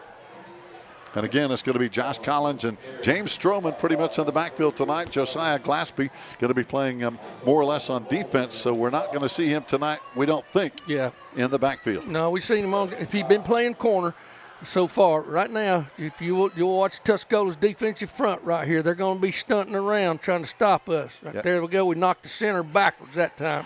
Collins on the handoff again, and he got maybe a yard at the 28-yard line. Yeah, now if you'll look, number 11 is the one that makes first contact with him. And when he lines up this time, I want you to see where he's playing. And he is. It's kind of crazy how they're doing this thing, but I really have never seen anything like it, really. So, yeah, that's going to be Ty Walker, one of their DBs in the secondary. Yeah, he's coming out of the secondary. He's playing he's playing to the one tight inside, and they step him inside now as a backer. Step him right down. He's the one that made that first contact. They're switching that front up. Now they're going to a 6-2 front. All right, that's the bubble option. We get a first down out of it, I believe. Out across the 30-yard line, the chains will move. Yeah, when they get in that look, now what they're doing is they're what the old offensive coaches used to call is a bubble in the middle there. They split the nose man and one tackle between the guards. They're covering the outside of the guards up. And so you got to run that thing right up in the middle of it to keep them honest. So now first down and 10, 7:39 to play. Second quarter, 20-8, Tuscola. Maroon Devils staying on the ground pretty much all night tonight. Yep. We haven't seen the ball in the air much at all. Right, now going back to it, they're playing that 6-2 again up front. It's old school. And here comes Reese to throw. Down the left side, up for grabs, and that was just basically a jump ball knocked away on the sideline. Incomplete. Yeah, it just got to get them back off of you some way, somehow right there. And you got to take a shot every now and then. And good effort over there to Corey Stillwell. Yeah. And good coverage. So that's going to be incomplete. Clock stopped at 7:21 to play with a second down and 10 coming up at the 31-yard line. Yeah, they're going to stay with their 6-2 look now. And, you can see how they're lining it up. You'll see that bubble in the middle. Those linebackers lined up right behind those defensive guards there. We run the trap. Right side, good play. Josh again on the carry, got about 8 yards. Second down and 2, third down and 2 coming up. 3rd and 2 from the 39. I think one of the reasons they went to it is try to help themselves with that veer look. They were having a hard time, and their nose man was getting mauled in there a little bit, so they're putting him, splitting that middle now so both them backers can help with that center point. So now 3rd down and a couple to play. Just under 7 minutes to play here on the first half. This time the Maroon Devils still well wide to the right side. Everybody else in tight. I formation. 7-man front for Tuscola. Tailback trap again. Here's Josh, and he's close to the first down, depending on where they spot it. Looks like he got it from the side judge over there. And looks like that should be enough to move the chains. The Tuscola chain people, they're sticks, Gary, by the way. Yeah, they're moving the sticks. And hey, that's the key. They're moving, right? Yeah, that's it, man. Just keep them moving now. I mean, let's just get down here with it. If it takes us all quarter to score, let's get this thing as close as we can to even back up before halftime, because everybody's going to make adjustments at halftime. Oh, yeah.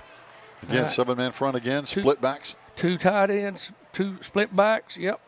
Here comes Reese. Oh, by that ball. I thought the ball was loose, but he held on, but he didn't get anything. I'm not real sure.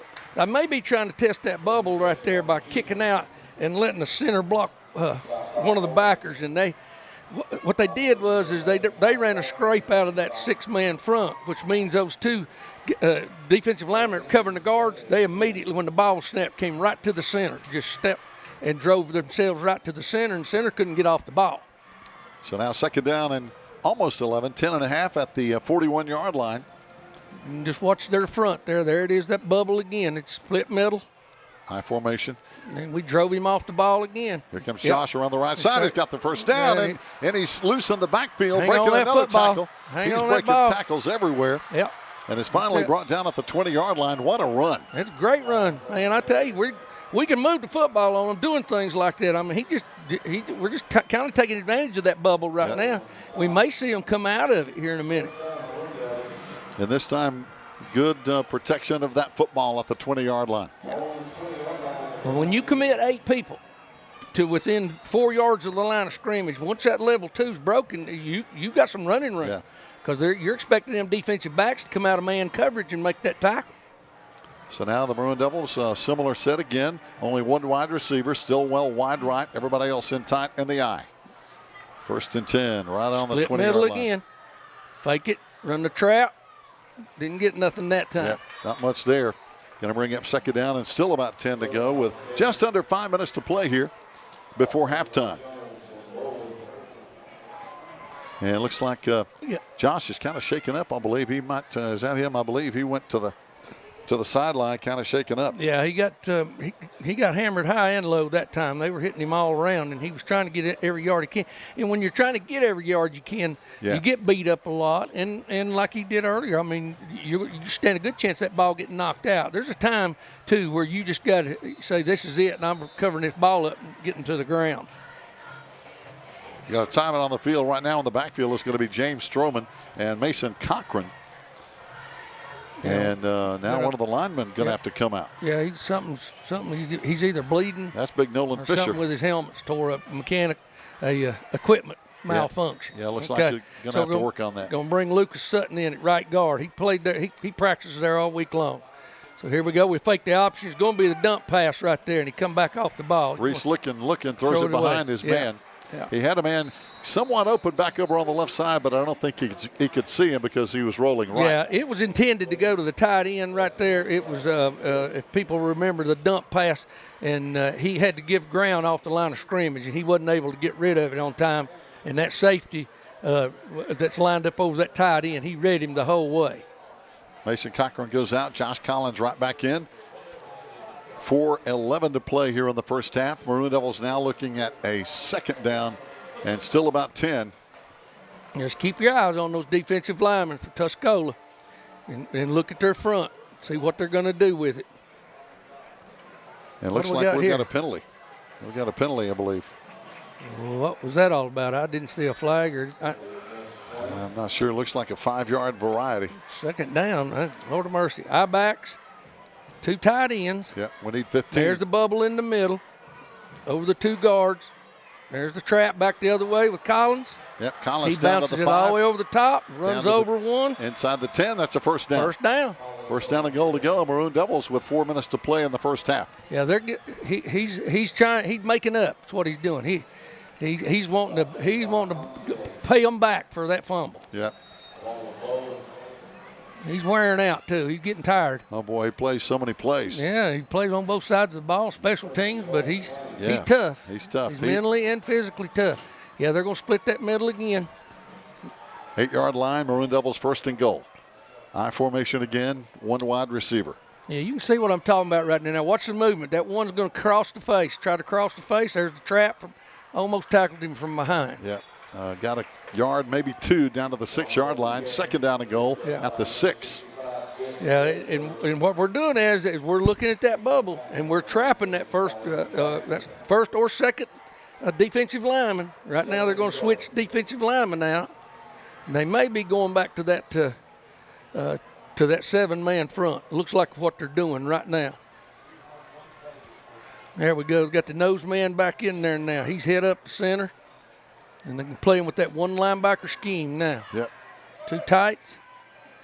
Run the trap. Go fake the trap. There goes Reese on the edge. And he's in the end zone. Touchdown. Got inside the corner. Fake it. He faked the whole thing, and that's a naked bootleg by the quarterback going out the backside. He just outran him. Yeah. And so now it's a 20-14 ball game, and and now let's see, the Maroon Devils may try to kick 1. So the extra point team is in. Okay. But now on that, we caught them that time. We beat them at their own game right there because they literally was hurting them so bad with that trap game. When we faked it right there, we didn't block it any different. We blocked it exactly like we was running the trap. Reese just tucked the ball on his hip, and around the corner he goes. Just as naked as it can be, no lead blockers or anything. On for the PAT, it's going to be up and good. So now we have a 20-15 ball game here at CE Weatherby Stadium with still 2:57 to play in the first half, and we'll take this timeout and we'll be right back.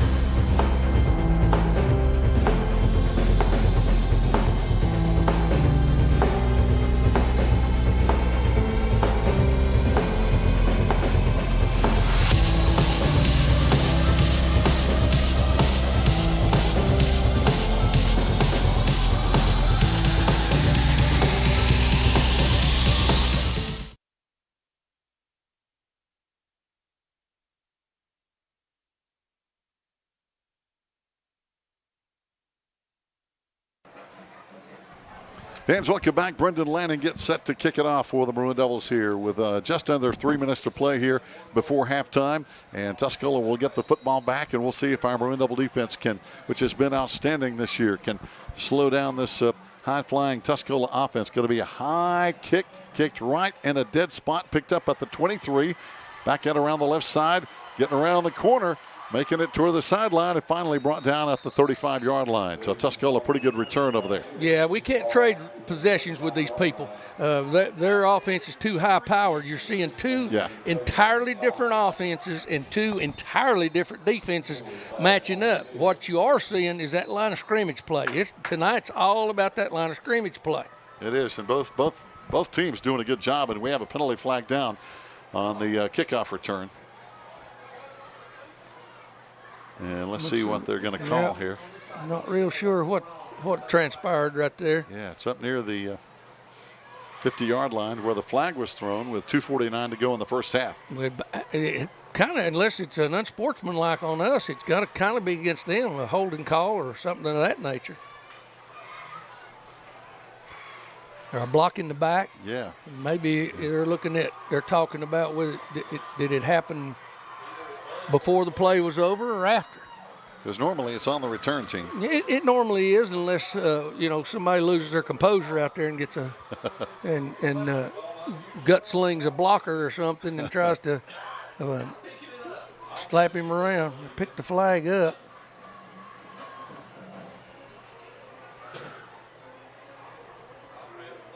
I'm not real sure what the conversation is. Of course, we're not privy to that. Yeah, they're still talking it over down there with, again, the head referee, Dennis Setzer, longtime official.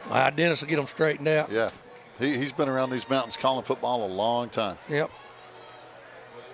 Talking about teams, though, interesting scenario last year. John Crompton, now the head coach for Tuscola, was the offensive coordinator for West Henderson last year, and they had one of the greatest years they've had in many, many years as they made it to the third round of the State 3A playoffs, winning the Mountain 7 Conference. Okay. They had a high-flying offense. They did, and he's showing it right now. Well, it's against us. Let's see what the signal is. We haven't got a signal from head man Setzer yet.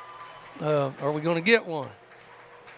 Unsportsmanlike. That's about all it could be. And somebody grabbed somebody and slung when trying to get while somebody was blocking.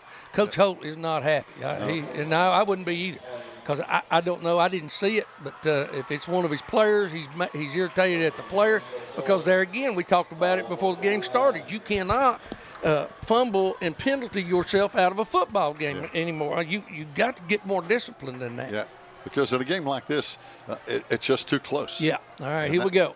Got the bunch set with the split over here. We got the single receiver up top. We got an empty backfield. 1st and 10. All right, try to run the bubble out here. Going to throw it deep. West puts it up back underneath to the. Lord have mercy! I tell you, Josiah, I thought he had it picked off at the 21-yard line. He was right there. He was right there waiting on the ball and just couldn't pull it in. He just couldn't gather that thing in. Boy, I thought for sure that was going to be a pick and a home run. Yeah, it was an underthrown pass. Because of being on that wide side of the field, if Joe gets it and he's got his wheels under him, they ain't going to catch him. He's going to score with that one. So now 2nd down and 10, stops the clock, 2:42 again at the 49-yard line of Maroon Devil Four territory. splits into the boundary, a single one up top. They're going to run that bubble screen again. Swing it out here to the left side, and he's forced out of bounds. That'll stop the clock at 2:34. Oh, they're going to keep it running. Oh, they're going to keep the clock running here. And again, that was Grady Lewis over here on the tackle. Yeah, Grady was playing from his tackle position. He released immediately as soon as that tackle released, and he knew where that ball was going. He didn't even have to look. 3rd down and 6. You can see him out here. West. All right, now we stunt down inside. That brings a backer over the top. That brings Skeet. They run the same play again. This time, if you know, I don't know if you saw it. You saw all three of our defensive linemen go to the wide side of the field. Skeet comes over the top. He's the scrape linebacker. He scraped right in the alley unblocked. Andrew Cody coming in with a big tackle as well. 4th down again. Two of those receiver screens over here on the short side of the field. Yeah, throwing it into the boundary. I don't know if I think he was trying to think about the clock and trying to get out of bounds with the play, and he didn't get it out then. I think they're going to let the play clock run down and call a timeout. Yeah, here. That's exactly what he's doing. Try to keep us from possessing the ball again. Yeah. He'll probably end up punting it. He may go for it. We'll see. So now 1:28 to play, and Tuscola calls a timeout. And again, would like to remind everybody, a lot of activities coming up in the next few days for some of our other Swain High sports teams. As we mentioned, cross country, big meet coming up Saturday, September 16. That's going to be at Katua Field up there at Governor's Island. Most of us old timers know it as Governor's Island. Oh, yeah. JV football coming up next Thursday at Murphy. Then the following week at Cherokee. Then the final game, 3 games left for the JVs, going to be hosting Robbinsville. Volleyball, a lot of volleyball coming up Monday. Going to be hosting Tuscola at Swain. Then on Tuesday, volleyball at Highlands. Thursday, volleyball at Nantahala. And the following Monday, September 18 at Franklin. So after Monday's home game, 3 straight games on the road. Men's soccer coming up on Monday, September 11 at Andrews. Wednesday, September 13 at Hayesville. And then back home on Monday, September 18, hosting Cherokee. But, Coach, we're off next Friday. Yeah, we are. All right. Looks like they're going to set up to go for this thing. Now they got the bunch in the split to the wide side of the field. Yep. Single receiver into the boundary. Trying to gain some advantage to the field out there. 3-man front for the Devil defense. Got motioned that outside a little bit. West back to throw. He's right in the middle of the field. He's wide open. He got a first down. Our safety right then was just giving too much ground. He's worried about this outside receiver and our corner one-on-one with him out here. Yeah, big cushion. They're cutting those seams. We've got a flag up on the upper side of the field. We'll see what this is right here. So it's false start. Well, I think if I remember my rules right, you're supposed to blow that dead, and the penalty takes place then. So I don't know. Maybe they've changed the rule. I got to get a rule book again.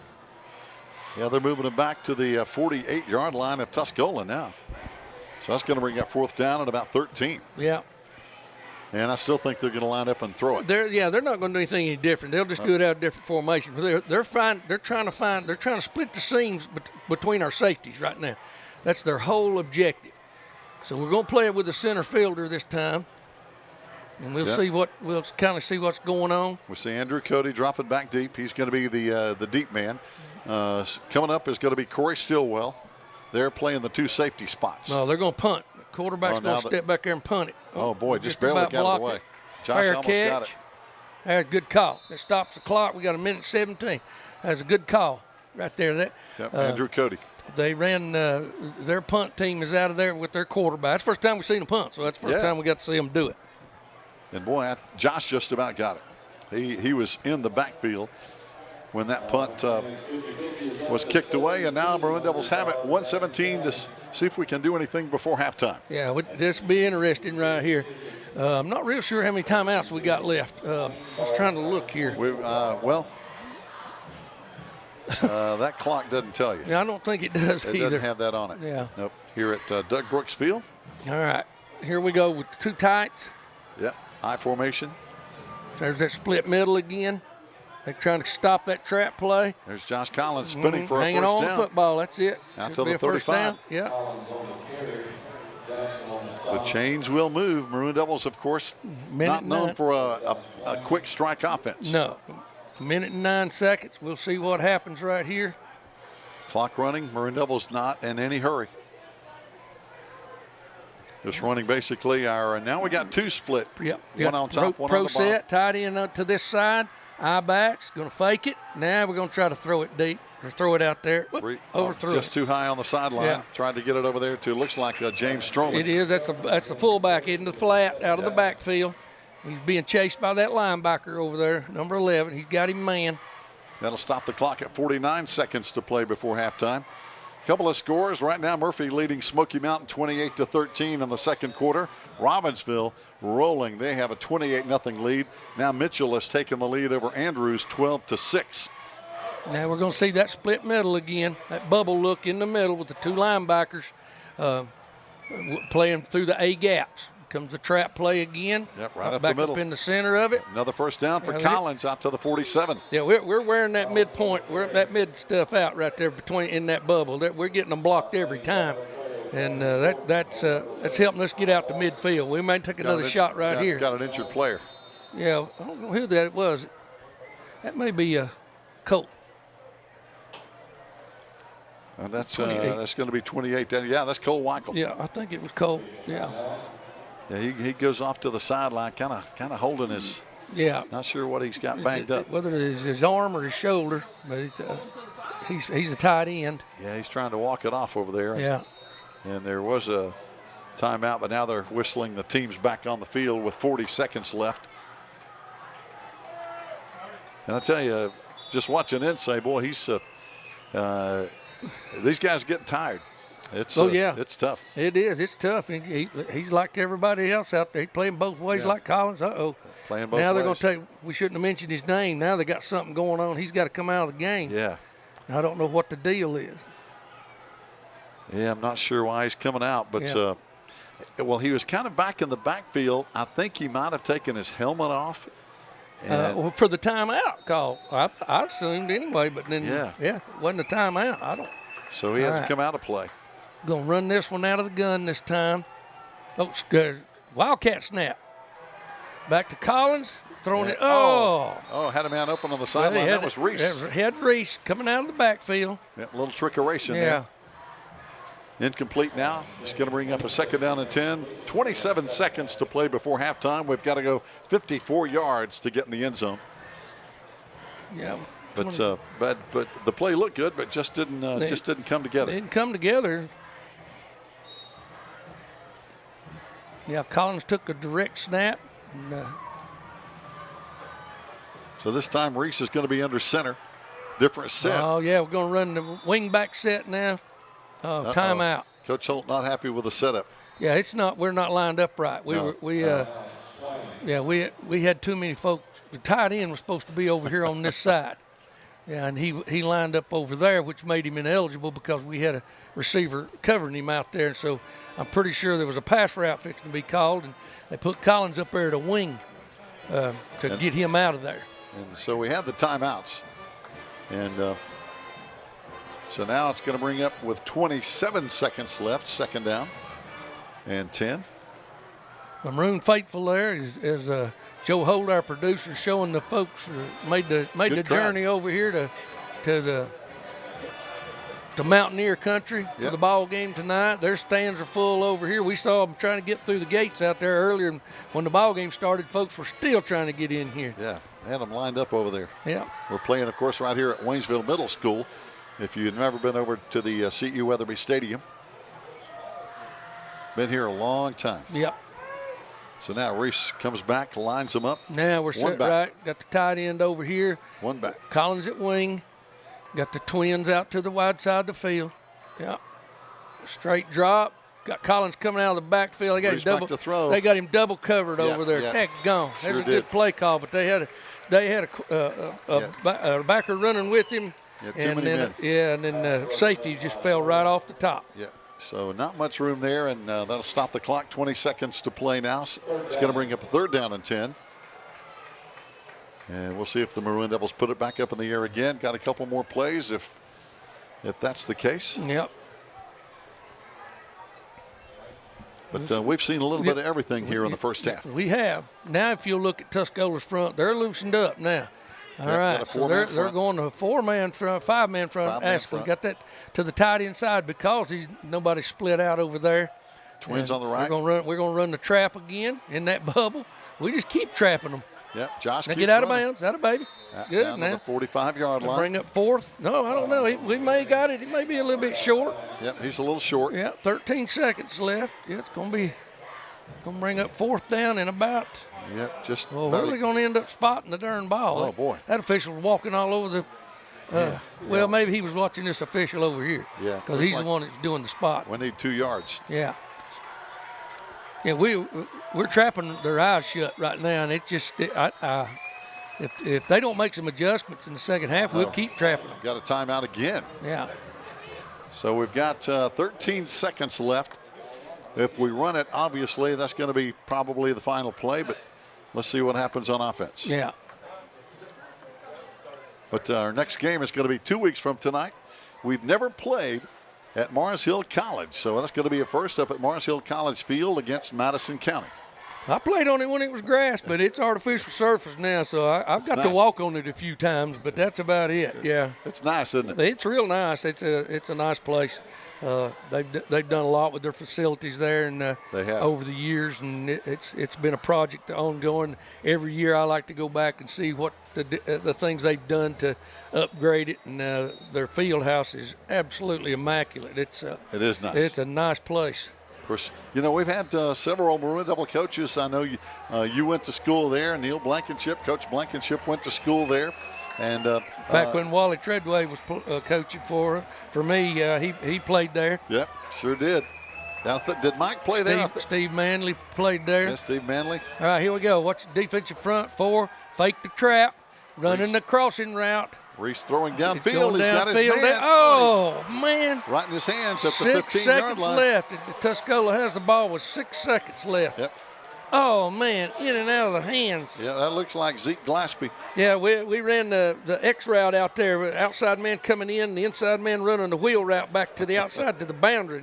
It hit him right in the hands. It did. Good pass, just forgot to catch it. Yeah. So now 1st down and 10, Tuscola, they'll have one play. Do they throw it deep or take a knee?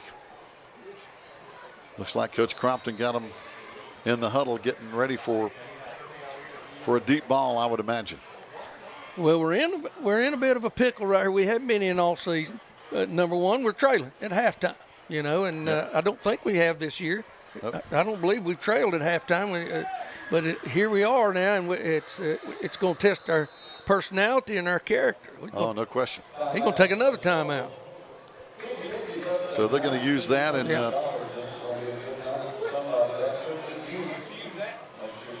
but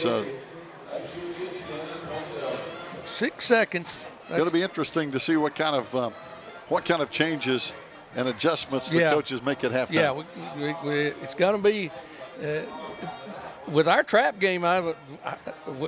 There's not a whole lot. They're going to have to make the adjustments defensively. I'm telling you, we're trapping and an offensive lineman will know what I'm talking about. We're trapping 1 LOS, we're trapping 2 LOS. Those people on the line of scrimmage, and they can't be right. And so far, they've taken it on the chin with this trap game. And then the naked bootleg out of it, and we scored. All right. So should be the final play of the first half with 6 seconds to play. See what they're going to do. They're putting trips up to the wide side of the field, single receiver down here. We're playing deep secondary, obviously. Yeah, and he's talking to his back there to tell him kind of what he wants him to do right here when he takes his snap. But again, Gavin Langley in the backfield with him. Probably just going to run 4 vertical routes. Extra got blocker. One going to the sideline, 4 vertical routes. He's got one in the center open. And it's going to be caught. But he's tackled there. Yeah, but that's it. That's it for halftime at the 20-yard line. Good pass play and got some yards, but just didn't get in the end zone. So now we go. Well, let's see. They've got a flag down. Let's see if it ends up. Can't end with a we got to wait. Offensive penalty. I mean, it can end with an offensive penalty. If it's a hold, yeah.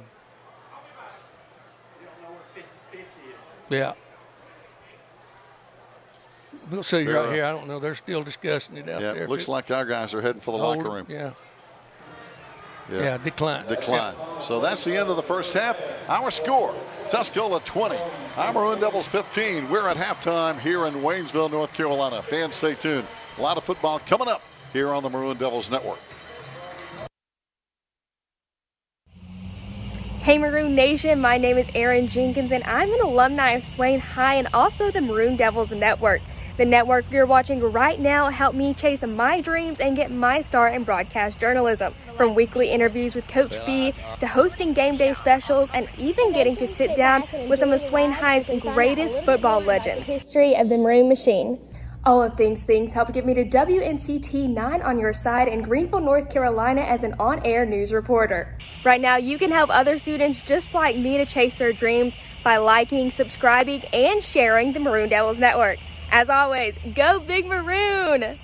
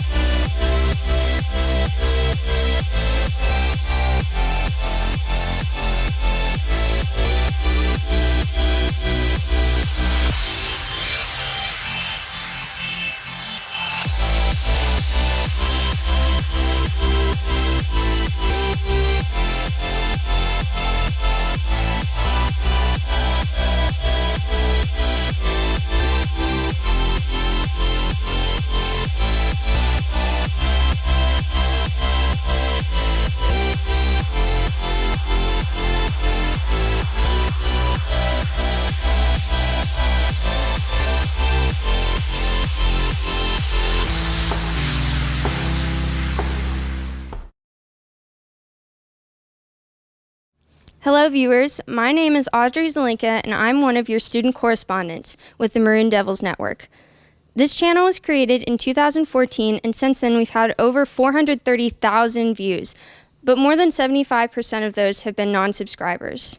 Right now our channel has a little over 2,400 subscribers, but we want to reach a goal of 5,000. To help us do this, you can like, subscribe, and share our videos. Thank you for watching the Maroon Devils Network.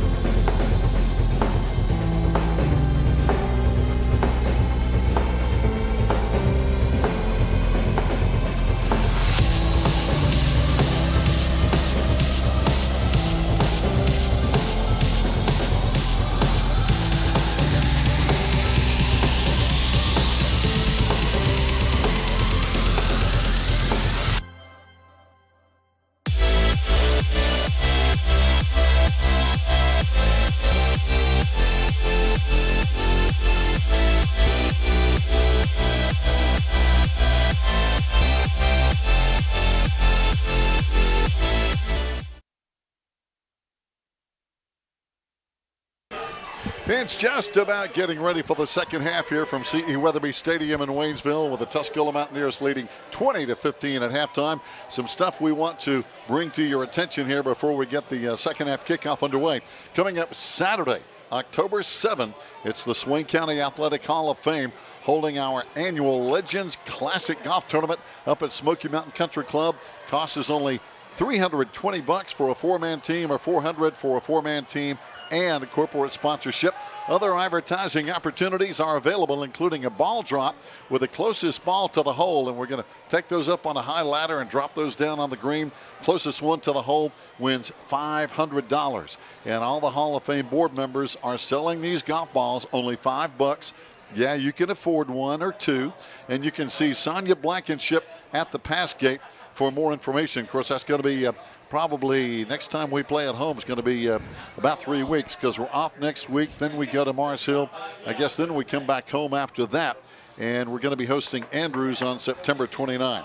And by the way, it's really a good thing, because all proceeds from this year's Legends Classic Golf Tournament will be donated to the Swain High Ring Fund to help purchase state championship rings. And coaches, you know, that's a lot of money. Oh, man, I used to have to go knocking on doors and get volunteers out of the community to go knocking on doors. And it didn't take – I mean, it takes time, but, I mean, people were ready. I mean, they were you were getting donations right and left, you know, because people are so proud of the young men. You win those state championships, putting those rings on. I'd let the kids design the ring, get the seniors in there, and let them design it and then get them purchased. Well, and now we've had so much success with our cross country and track. That's a lot of state championship rings. Here comes the Maroon Devil kickoff. Going to be high, short, taken at the 17-yard line. Tuscola at the 25. Out to the 30, down the sideline. We let him get loose, and he's out across the 40-yard line. And I'm kind of surprised that sideline was open. Yeah, he baited us into that a little bit. He started towards the middle of the field, and then when he made that move back, we had committed, and they got us pinned over there a little bit and got great field position here on their very first possession. So now, by the way, we've had some fans wondering if the Maroon Devils are wearing white uniforms, and the answer to that question is no. They're a light gray. They're an off-white, is what Coach Holt said. There you go. They were, but they're a pretty gray. I'm kind of hurt. I didn't think about it. I'm upset with myself that I didn't do that. But I like to wear the bright white on the road, and that's what we wore white on white most of the time because my wife said it made our players look smaller, and that's why I liked it, I guess. Here we go. First down, Tuscola with the football. All right, three wide left side. Here comes a big blitz. Yep, in West the middle. throws over the middle, and he saw the pressure coming, and he had to get it loose quick. Yeah, he was under pressure. Collins was coming off that far side of the field. That's when you run the blitz after him right there. That's one of the adjustments. We didn't do that much in the first half. Yep. And now Coach Holtz and Coach Napier and Coach McCarthy, they've decided to put some pressure on him. And from the boundary like that, boy, it's tough. And you'll look in a little while, we may bring it from the wide side of the field. And that was Lucas Sutton, by the way. He's wearing number 50 tonight. Right. We got 4 receivers here, one to the top side, empty backfield, going empty. And they're going to run these combination routes over here again. Yep. 4 wide to the left side. There we go, side. running 2 inside routes, same route. Oh, right over the middle. middle. In the middle. And they busted it down the sideline. Only one man to beat, but Josh Collins is back there and I think spun him out of bounds. That pass completed over there to Jonas Howard for a big gain. Yeah, that was they've been setting us up for that one because of the end cuts. Every time that they've ran that route, a different receiver has made that end cut into that seam between the linebackers and the safeties. And that was Josh Collins and Josiah Glaspie over there, finally forcing him out of bounds over on the Maroon Devil side of the field. It's going to bring up a first down and 10 now at the Maroon Devil 25-yard line. And again, we're seeing that from Tuscola. In only 18 seconds, they're almost in the red zone. All right, we got a stack out here. We got trips to the wide side of the field. One back in the backfield, going to fake it. West. Get back in the middle. He's coming on an out route right there. Oh boy, yeah, that was both of them were going for the ball. That was in traffic. Yeah, it was. Hope everybody's all right, man. They collided right there. That's Corey Stillwell. Yeah, Corey was right on top of that. I mean, he broke on the ball. He would have picked it if the receiver hadn't run in. They didn't see each other, and so both of them were going for that ball. Yeah, that's a great play there by Corey. Yeah, he took a shot and then gave a shot, so there was a big collision there in the middle of the field. All right, now we're going to see the trips to the wide side again with the stack. Now here comes the motion. One back in the backfield. He's coming across. That puts twins on both sides. Second and 10. Take it. Now there's a seam route, out route, middle cut. Oh, he got a man wide open, overthrew him. Yeah. Overthrew him in the end zone. But he was open. Yeah, they just they're running so many different combinations. I don't know how to keep up with the routes. They're running several different multitudes of routes. They're got to be pretty smart to remember all that. Oh, no doubt. By the way, we want to give a shout out to Paul Crawley, our Soda Pops man, and he's checking in with us tonight, and always good to have Paul watching and listening. You got to give me some free ice cream soon. All right, here we go again. We got 4 receivers to this side. We got them stacked inside. There's another inside cut.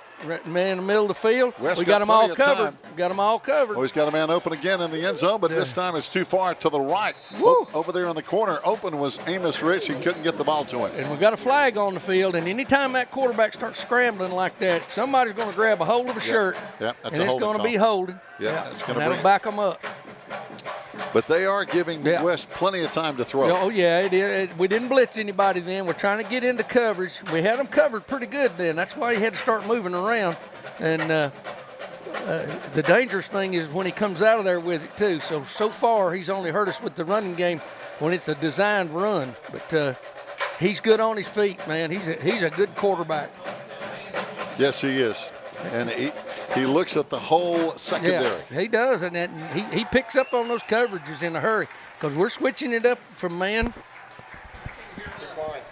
Oh, it declined. Okay, so that'll make it fourth down. Okay, down. All right. So it's 4th and 10. And they're still going to go for it here in 4-down territory at the 25. That's nothing for them. 10 yards with this type of offense. They don't have a route shorter than 10 yards except that screen route. Yeah. We got a stack out here now with the 2 receivers. We got the inside man out of trips. We'll run the out, run the seam route, throws going down deep. The middle. Yeah, I think he was throwing. I think he was throwing that one away. Really, we had him covered. We had him bracket covered underneath and over the top. So now it goes over on downs. That's good coverage. It's great secondary play. Didn't let him come out of there with the ball, so that's a plus. Some scores updated right now. Robbinsville leading Allegheny 28-0. It's Mitchell leading Andrews 12-3. Pisgah leads Hayesville 19-7. Right now it's Cherokee 24, Rosman nothing. So some scores around the area. And Murphy right now leading Smoky Mountain 35-21. All right. Going to come out with the split backs, 2 tight ends. Maroon Devil ball. Flankers into the boundary up on near our sidelines. He's checking off. They've given him the option to call 2 plays. He's got the bubble again. Going to run too much time. Too much time. Going to run. Delay of game. Yeah, they were going to run that backer up in there. They're going to start blitzing those backers out of that bubble, that split middle. Daggone it. We're going to have to back up 5. Too much time. That's the problem when you give an option to a quarterback to audible out of a play, and you're not asking him to score a touchdown with it, just get you out of a bad one. And that's what they're trying to do with Reese, and he's been working on it. It just took too much time. Yeah, delay. You saw that clock hit 0. Yeah, and that flag, of course, comes out. All right, it's 2 tights again. Yep, flanker to the wide side this time. Split backs. Here comes that linebacker blitzing right up the middle. Yep. And boy, it pretty much kind of forced us out. They're going to try to take care of the trap game. They went in there at halftime and they've decided that those line of scrimmage players, those defensive linemen, are getting trapped. Now we've had our way with them, and so they're going to try to take it away by not stunting them and letting that linebacker come from level 2 and come to the line of scrimmage and end up making it a 7-man front. And here he may be bluffing. I don't think he's going to come. He's probably going to bail. We'll see. Split backs. Nope, he stayed up in there, and there's what happens. That's what happens when you pop at second level, man. They can't defend all of it. Here's Collins again, all the way down to the 34-yard line of Tuscola territory, one of our biggest offensive plays of the night. That's what happens. I'm telling you, anytime they put that many people up on the line of scrimmage, you get that first 4 yards, it's on. They got to come from the secondary to try to tackle you, and as tight as their safety's playing, he's having to run laterally. He's not running downhill to make that play. He's having to run sideways. So now first down and 10 at the 34. 10:26 to play, third quarter. Tuscola 20, Maroon Devils 15 here at CE Weatherby Stadium in Waynesville. Maroon Devils split backs, one man wide. Got that split middle again, 6-2 front. 3 deep in the secondary. 2 tights, split back, run the midline, and run it up in there. Yep. And another solid gain. Yep. And looks like this time on a carry that. Yeah. That's all. I mean, that's what you need out of the veer. We're hitting that bubble, and they can't stop that. They just cannot get it closed fast enough. When we run that midline, we're leaving that one defensive lineman standing, and he's not getting there. So now Josh Collins in the backfield. He's in there with James Stroman. You'll see them stunt this time. They've had enough of that. They're going to start taking it. Here comes that linebacker up. He's going to be blitzing, trying to take away one A-gap, while that defensive lineman's going to step down and try to take the other A-gap away. We ran it right past him on the outside. That's the outside veer. Yep. So now it's going to be close to a first down up near the 25-yard line. Yeah, we checked out of the inside, or we went to the outside veer that time rather than the inside, and their linebacker blitz didn't help them. So now they're going to mark it a yard short. It's going to be 3rd down and 1 at the 25. 3rd down and 1, 9 minutes to play, third quarter. Maroon Devils on the march again. Split backs again, one man wide. 2 tights. We've got this flanker up here. Looks like it may be the veer game again this way. Outside veer this way. That's a first down. Yeah. See, we switched it up. We went from the midline in the bubble. Now we're leaving the last man on the line of scrimmage standing. He's got to make up his mind whether he's going to take dive or quarterback in here in a minute. You're going to see Reese pull that thing if we keep running it, and he's going to light it out around the edge. So now first down and 10. Maroon Devils at the 22-yard line. 8:35 to play. Down by 5, 20-15. Yep. They're staying with the bubble again. Same split set. middle, 62 defense. Run the scrape this time. Yep. There we go. Tuscola with a 6-man front. Right. Running out, tried to run the outside veer again. I think they were slanting that way this time, and it we couldn't get them. We couldn't get the down block like we wanted it right there, and he had to widen where he wanted to run. Yeah, still gets 5 yards, as our producer Joe says. Yeah, so that's what you're looking for. Just eat it up. At the 17-yard line, at the 8-minute mark, third quarter, clock running. Maroon Devils again, split backs, one wide receiver, nothing changing much on the offensive sets. Yep. There we go, outside veer. Oh. No, that was a lead play there. I'm not real sure. I wasn't watching. I saw the down block. We were trying to trap the outside of the line of scrimmage. Got 3 yards. I think we were trying to trap the last man on the line of scrimmage that time, and they may have been slanting this way. I couldn't tell. Third down, we need a couple. Third down and 2. Line of scrimmage now at the 14-yard line of Tuscola. Now they're going to this time they will split the middle, but they're going to they're bringing it down inside, going back to that 7-man front. Lost the football. Lord. Reese picks it up, rolls out to the left side. Just run. He's just get what run, you can, and Reese. it's going to be very close to the first down. Well, he's going to mark him out short. Because he basically ran over the chain. Yeah, he did. He's going to mark him out short. I don't really know how he got that spot, but it looked to me like he leapt over it, and but he's going to mark him short. So that's going to bring a 4th down and a yard. Yeah, we got to go right here. Yeah. I mean, we're down here. It's do or die time now. You got to see them stunting this time. They're going to bring a backer or something. If they don't, we may end up running. Well, they're going back to the that front. Now they got the backer walked up in there, outside veer. There it is again. Yep. Yeah, first down. Right over the left side, down to the 7-yard line. First down, move the chains, 1st and goal. This is a great adjustment by Coach Hope from running that midline into that bubble to running that outside veer look. Now it's just it changes the whole dynamic of that defensive front. And Tuscola has been showing right now looks like a 6-man front. Yeah, it is. It's that bubble middle. They're walking one backer up each time to blitz. Right there in the A-gap. Coming right there over the top of the center. He gets blocked. There's the outside veer for a touchdown. In the end zone. I mean, it's nobody just touched him. Yeah, you just down block them and it's it. That's it. Josh goes in to make it a 21-20 Maroon Devil lead. They can't stop that. You know, I mean, they could trip us up, but now that's going to make it tough. And what caused all this, where all this came, was from this 4th down here. That was as big a turnover as our fumble earlier in the ball game, if you think about it now. Because we forced them into a situation then by holding them that we took the ball and drove it down the field. So now Maroon Devils going to line up, go for 2, which would make it a 3-point ball game. Reese under center, split backs, basically the same set. Glaspie wide right. Watch that veer outside on that side. He cut it a little bit tight, but he got in. And then there's the 2-point conversion. So now it's a Maroon Devil 23-20 lead. 6:45 to play, 3rd quarter. They're still yet to close from that outside and take that dive back. And then Coach Hole ain't going to change it. He's just going to keep running it at them until they do something. All right, fans, stay tuned. More coming up after this timeout on the Maroon Devils Network.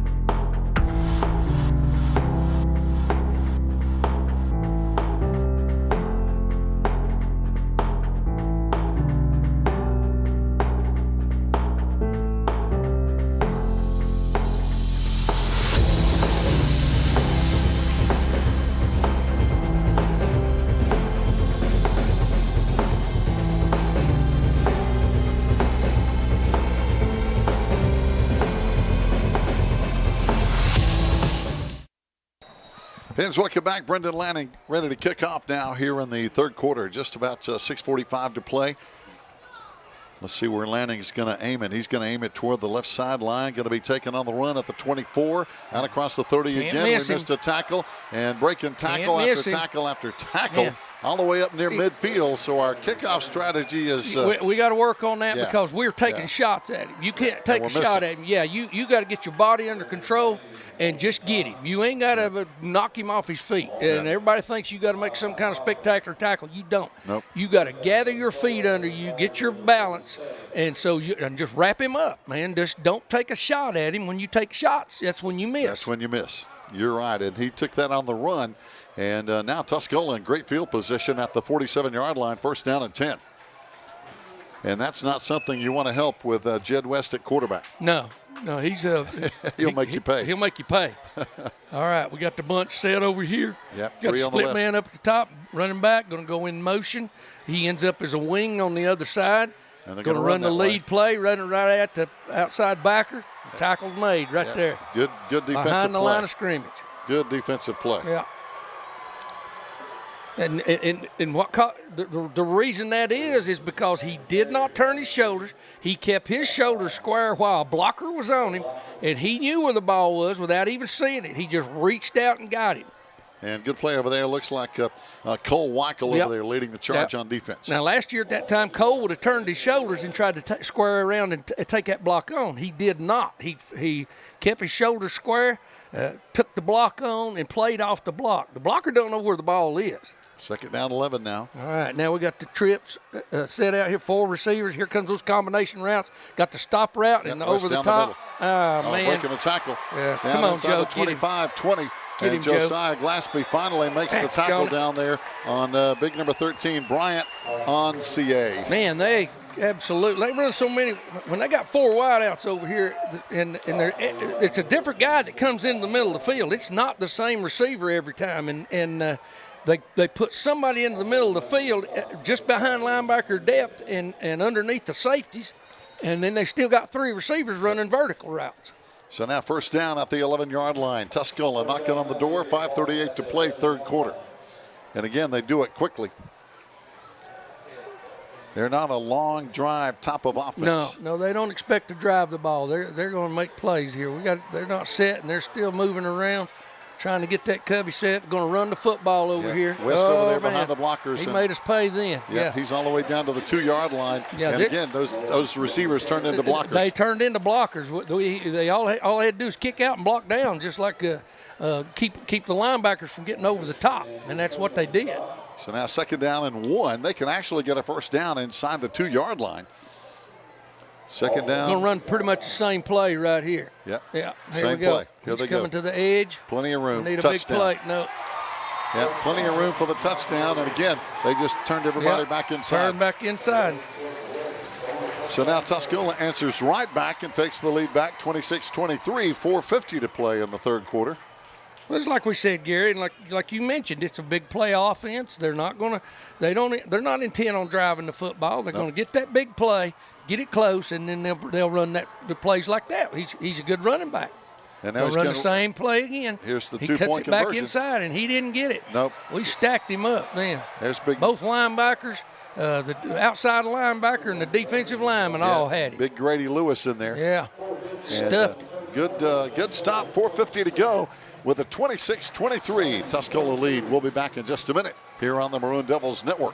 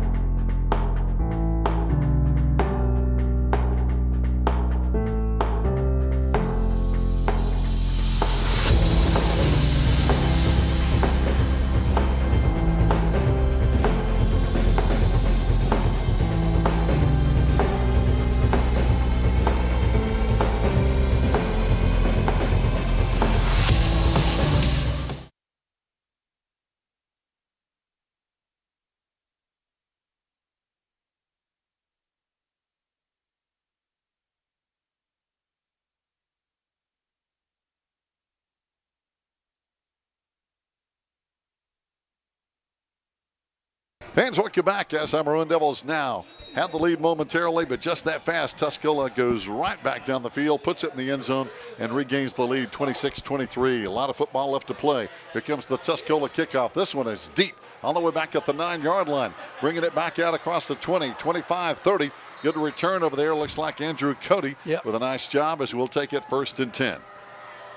But it's back and forth here, Coach. It is, and they're a quick strike offense. They're not a grinded out like we're doing, clock control, all that kind of stuff. They're all about getting that thing upfield in a hurry, and then using their athletes to beat you. Once they get inside that red zone, that quarterback, he's really a threat. He's a threat throwing it.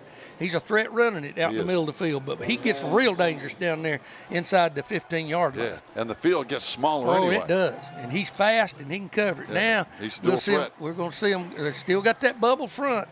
With one linebacker walked up to the line of scrimmage, we got him blocked. Here comes Reese on the option. He misread that one. He should have given that ball again. I think he saw what we saw earlier, but they still not taking the dive. So I don't know exactly, because the man who's supposed to tackle the dive back tackled Reese. Second down and 8 now with 4:27 to play, third quarter. Maroon Devils staying on the ground for the most part here tonight. Not a whole lot of balls in the air. But on the flip side of that, Tuscola airing it out. Yeah, they've thrown the stripes off that ball. Here comes Glaspie. He's been the wide man just about every time. In the eye. Fake it and run the trap back inside just like we did in the first half. There's Josh with another about a 7-yard gain. He's going to bring it 3rd and 1. Yeah, 3rd and 1. Yeah, they still haven't stopped the trap. They can walk all the backers up they want to. We're just blocking them down and kicking out. And moving the chains. Trap and veer is what's moving the chains for us. It is. And they've not made many. The only adjustment they're making is trying to walk a linebacker up there, but it just turns right back into that 7-man front again. They're going to do it again. Third down and our center's blocking it every play. Did it again, right there. Here comes Josh, first down, into the secondary. Yeah. Pops it outside, back inside. Swing that ball. Inside the Tuscola 45. Yeah, they've not stopped it yet, and Coach Holt knows it, and he's just going to keep running it at him. We'll come back with the veer here again in a minute, and he went from the veer back to the trap game. He'll run some more traps probably, and then he's going to hit them again with the veer game. And now the key, as we're getting late in the third quarter, the key right now, you can't turn the ball over. That's it, man. We just got to start squeezing that football. That's it. And I know running backs are trying to get all they can get, but you got to make a determination there about what's safe. Yeah, protect the ball. All right, we're gonna get into a play right here. It's going to be a veer play. Split backs. There it is. Reese going to run the option, and nothing. He's in trouble again. He lost yards on that play. We tried to run. We went back to the midline that time. We went instead of the outside veer. We ran the midline, and it just didn't. It didn't pan out that time. Nope, it did not. And they've got some big guys up front who are knocking on the door. Jesse Bledsoe, one of those big guys who just crushed that play. Yeah, we don't need to get behind the chains or the sticks. We don't. But right here we are just a little bit. We're 2nd and 11. 2nd and 11. It's not deadly, but it's we've got to have positive yardage every play. And that's it. Tuscola, it doesn't bother them to get sacked. It doesn't bother them to take a loss because they'll come out there and throw it for 30 yards. James going Arch, out of eye backs this time. Fake it, run the trap again. Oh, he should have hit it wider. Yeah. Well, that one, they jammed that one up pretty good. They did on the inside. If he'd have went a little bit wider, he just tried to get too far back inside that bubble where we were blocking them down. You got to get out there. You got to let that set up. You got to let that trap block take place out there on the edge and then hit it. 3rd down and long. Maroon Devils need 9 with 2 minutes to play third quarter. 3rd and 9. Will we keep it on the ground or throw it out there? I think we'll keep it on the ground. Yep, I formation. I think I don't know if we'll run the toss sweep out of this, but we may run the trap again. Nope, going to run the sweep. Dead on full tailback sweep. Yep, he tried, but he's still 3 yards short. Going to call him down, but he fumbled that football late. He's getting in the habit of putting that ball out in the air and swinging it around, and they're just slapping it out of his hands. He's got to pull that ball back in tight. That's it. Keep it in your belly. 4th down and 3. Yeah, keep it high and tight up next to his shoulder pads. They can't do that. When his arm comes around like that, they're just swatting at it. It gives us a manageable 4th down, actually. I don't see it, but they're probably going to run that bubble and walk that backer up again. They won't put a down lineman on our nose. There he is, that linebacker right in the middle, standing up.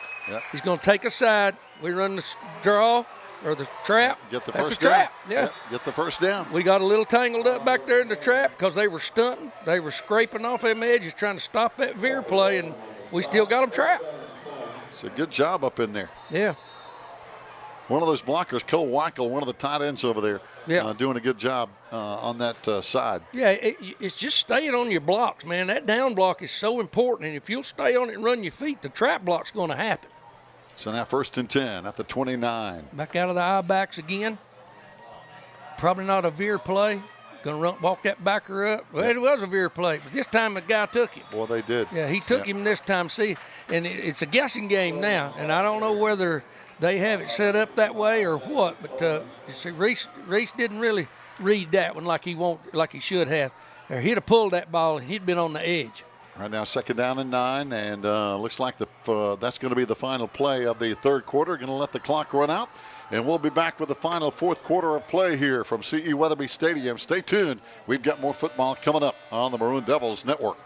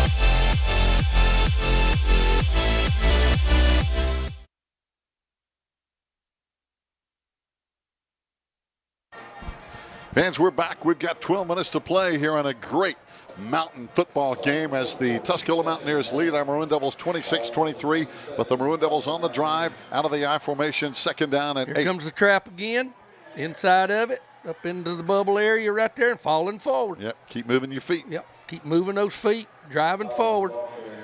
Brings up 2nd down in about 4 or 3. Yeah, and Josh Collins and James Stroman doing a good job tonight.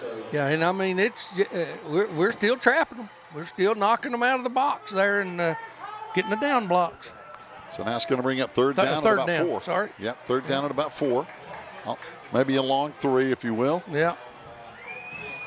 Same set, basically an 8-man front. Yeah, I just don't want. I hope he doesn't try that outside veer look again because it just takes too long out of that I back set. Nope, going to run the trap. Reese, no, he's going to throw Reese it. rolling, and he throws it incomplete. I'm not sure something wasn't right. Something didn't happen right there, and I'm not real sure what it was. Well, it's like the receiver broke in, but the pass went out. Yeah, and I don't know if it's a busted play or what, too, because we didn't pass set right there. It looked like we were going to see. They may got us for a lineman downfield too, because if no. That's offensive pass interference. I'm not real sure. And that's unusual. Yeah, that is unusual. But that's offensive pass interference. Well, I didn't see it. Wow. Wherever it happened, whether they shoved off of somebody or what, but there was nobody there. Yeah, nobody over there where the ball was thrown. Yeah, now this is tough. Now we're behind the chains, 3rd down, and this is going to be tough. Yeah. 3rd at about 18. Well, I know they put some screens in this week, so we'll see if something transpires right here. Same set, though, 8-man front. Screen to the fullback and a screen to the tailback. Nope, run the trap again. Oh, Lord, he got that. Yeah. We didn't get that down block complete. No, we didn't. So only 2 yards. He stepped inside, that defensive lineman stepped inside that down block, not the trap block. Very, very late flag. So there's an unsportsmanlike conduct on somebody because that flag's after the play. Yeah, I don't know. I didn't see that either. Somebody said something. It's probably us. Somebody said something because that flag was, the whistle had blown and everything. So somebody said something way after the play. Very late flag. Oh, it's a personal foul against Tuscola. Okay. All right. So that's going to put us back about where we were. I don't know what. There again, I'm going blind. I didn't see what happened. Well, the flag was so late after the play, I thought it was unsportsmanlike. I didn't see anybody hit anybody, No. so it must have been That's a a strange verbal assault, Gary. We'll call it a verbal assault. That's a strange flag there. Anyway, it's 4th and 1. That's 4th and 1 at the 20. Yeah. And a big, big 4th down here for the Maroon Devils. Yeah. They haven't started the play clock yet, so they're getting everything sorted out. Yeah, plenty of time. And now we'll get it going. Plenty of time here in the huddle. And this is a big play. It's huge. Got to convert. We get this first down. Now let's see. They're gonna walk that backer up again into the bubble. Yep. He's in the center of it. 8-man front. He's for trying the to Devils. play both A gaps. Trap again, and boom, we got it. Got it. Yes, sir. Yeah, he wasn't much concerned about where the hole actually was. He saw a crease and he got that first down. Just that's got in smart. there. Yeah. That's a smart move by a running back. Yep, 5-yard pickup at the 15, first down for the Maroon Devils. 10:38 to play in the 4th quarter. Another time-consuming, traditional Maroon Devil drive, if you will, on offense. All right, split backs this time. We look for that outside veer look again. It may be the bubble veer, but it may be the outside veer. Let's see. Down blocks. There it is. Outside veer. Right up the middle. Inside the 10, down to the 9-yard line. See, what we're doing is we're counting that last man on the line of scrimmage standing out there as a linebacker. And so we're blocking him and leaving the next man inside and just running the veer by. So it's basically the outside veer, but you're blocking the guy who's supposed to be taking the quarterback or pitch. Yep. So it's going to bring up 2nd down and 5 at the 10-yard line. Maroon Devils split backs again. 2 tight ends. Boy, this is so old school. It's unbelievable. This is 8-man front. Yeah. Time after time. Yeah. Now we're going this time counter the quarterback's option. going to run that option. Yeah. Counter option out. Not a bad idea. Yep. Got almost 4. Yep. Not a bad idea at all. It's a different look. It's a counter lead option. Quarterback counters out, and then the lead back on that side, he's trying to block whoever's got quarterback or pitch, whoever shows up first, and then quarterback decides whether to keep it or pitch it. 9:20 to play, 4th quarter, 26-23. Maroon Devils now on a 3rd down and need a yard.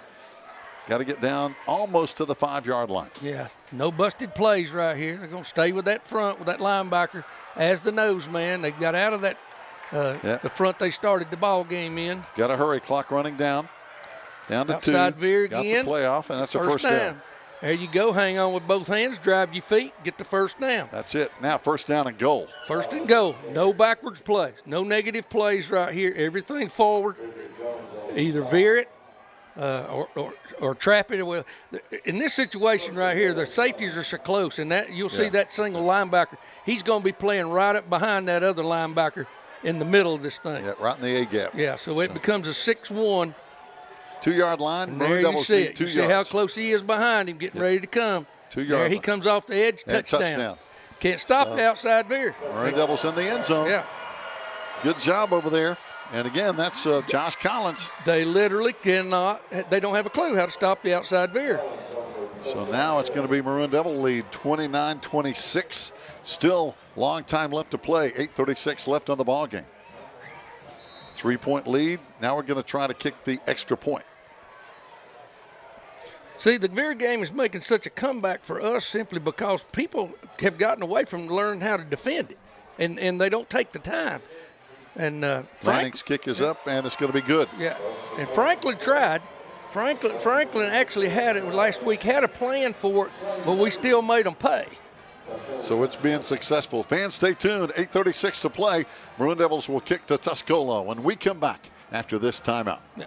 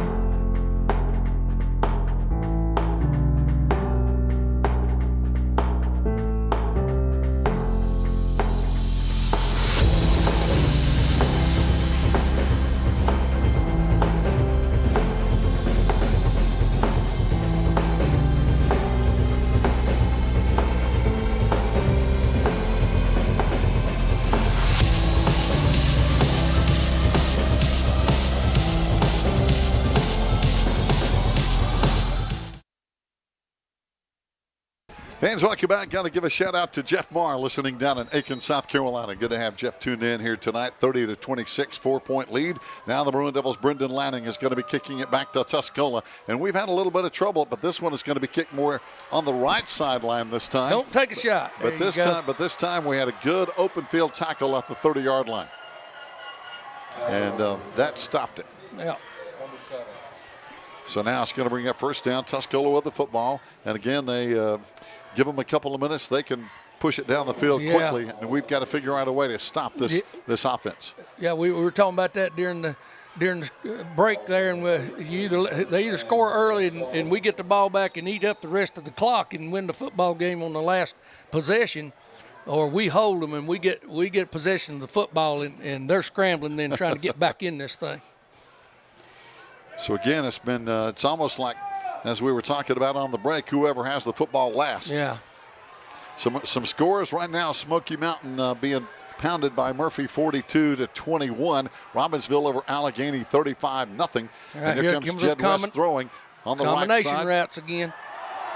And the Tuscola fans wanted a horse collar, but didn't get one. They didn't get it. So now it's going to be at the 38-yard line. Second down at about 4. Almost 5 coming up. They've got so many different combinations of routes. They really do. I mean, we're seeing similar routes, but it's different people running the routes. The routes stay the same. It's the receivers they're putting in it, especially out of that trip set or that bunch set out there. Yeah, they're running that bunch set. The trips over on the left side. You will see basically three or four routes. I mean, but it's a different receiver making the cut to run the route, the end cut, the wheel route, the inside cut, you know. Now, one thing we've seen, they're keeping a back in there to help block for quarterback Jed West. So they're trying to give him a little more protection. Yeah. Instead of running 5 receivers. Collins comes back in the game as the outside backer to this side. Yeah. We got Frost up there at the other outside backer up against the stack set. 3-man front. Hand it This to him time on the outside edge. right We stuff it. And penalty flag coming in, Probably be a hold. Probably a holding call up on the line of scrimmage. Yeah, they've been doing a pretty good job of that grabbing when they're so used to pass blocking and they can get away with that a whole lot with pass blocking. But now when you're run blocking and you grab somebody by the shoulder or the arm. Yep, they got him. Yeah. So that's going to back Tuscola up. 7:41 to play. 30-26 now. Maroon Devils on top. And Dennis Setzer, they're trying to figure out. Now they got it. Holding call. Yeah, I don't know why he's discussing it with the Tuscola coach. He's already got the call. Yeah. Now he picks up his flag and got to mark it off. Don't forget, fans, no Maroon Devil varsity football next week. Open date. 2 weeks from tonight, we're going to be up at Mars Hill taking on Madison High School.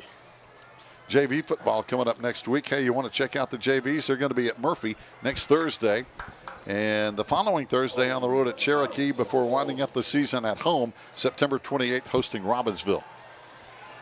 Took them a while to mark this off. Yeah. I don't know exactly what the entire discussion was about. Yeah. Got to spot it back at the 27-yard line. Talking about the Maroon Devil varsity schedule. Open next week, then we go up to Mars Hill. Then we begin conference play hosting Andrews. Now you'll see a tilted front. We've run it a few times tonight. I love this. This is where we ended up playing our defenses over the years. That right there is the reason why. Jed West. Got to get him. Yep. Got to get him. We had a couple of shots at him. We didn't get him. Right now. And we still ain't got him. We still. Daggone it. Yeah, we missed about 4 tackles. We did. That's the kind of athlete he is. But, man, we just did a poor job of putting our body on him and tackling him because he's not coming down with an arm tackle, as you can see. No, he's a tough runner. He's going to bring up 3rd down at about 5 now for Tuscola. And he had gravy, time, but we had pretty good coverage. We did, and here we go with that tilted front again. And what you'll see is that nose man, he'll attack that center from this angle right here, and he's going to play across his face. So now we got a timeout. Tuscola wants a timeout. Crompton wants to talk it over with his set here because this is only the second time we're going to see it tonight so far. So it's going to be interesting to see what Tuscola runs out of this on 3rd and 5. Yeah. They can run it. They can throw it. And, of course, our defense has to adjust to their set. Yeah, and that tilted front I'm talking about right there, that's kind of where we ended up in from about the year 2002 till I retired, because our players started understanding that three-man wolf front, we called it, and they understood attacking that thing and reading the lineman as you're attacking, and it changes nearly every time where that defensive lineman's eyes goes. He's not squared up, he's tilted, but he'll either take on the guy that's directly in front of him and read somebody else, or he'll be attacking that center, like the nose man right now. He's probably going to attack that center and play across his face. See, no, he switched it. He came back through this A-gap, which means the guard had to pick him up. West's going to tuck it and run, and he's having trouble, and he's not going to get the first down. Hang on. Not going to get the first down. It's going to bring a fourth down. See, we fooled him with that. Instead of him playing across his face, he dove into that A-gap and I tell where you, he was tilted. The player that really strung that play out was Big LD Luke Wire. Oh yeah, he forced it all the way to the sideline. Yeah, that's the nose man, and he's putting pressure on that center and that guard. They don't really know what to do with him when he tilts like that. And so now 4th and 5, Tuscola's going for it. Now he's going to go on across his face this time, I'm thinking. We'll see. 4 wide to the left side. Big 4th down play. Switched it up again. Keep contained. West fires. Is it incomplete? No, they call it a catch. First down at the 49-yard line. On it. Yeah, right on the top of the ground over there. Good catch over there by Bryant Onsier. Right at the basically the 50-yard line. Looks like Reese got a bit of a cramp in his. Yeah, kind of in his back there. He's trying to walk it. He's trying to stretch it out right there. They're back to the line of scrimmage, ready to go. Yeah, they don't waste. Now they're going to 4 out there to the wide side of the field. Going to pick that outside receiver, throw it to the inside one. There again. He basically had 2 receivers and put it between them and missed them. Those routes are scary. It looks like a covey of quail flying out of there, man. Yeah. You don't know which one's going to go where. Yeah, and he kind of threw the ball between the 2 receivers that had a shot. So now clock stopped, 6:08 to play. But the play clock running as quarterback Jed West over on the sideline to talk to John Crompton. Now back on the field, still plenty of time, 10 seconds on the play clock. Now he's trying to argue with the official, putting time back. Well, they reset it. Well, now how did that happen? Why? I don't understand that. Second down now. All right, trips up there this time. Second down, Mountaineers. Yep. West back to throw. Looking, firing down the right sideline, and he overthrows his man. The guy had a step down there. Again, Bryant Onsier had just a step on his defender. And I almost can guarantee you what the coach from Tuscola saw. He sees Reese over here with this cramp. He decided to pick on him and try to get hit. Literally, I mean, I would too. I see somebody out there limping around or something. I'm gonna pick on him.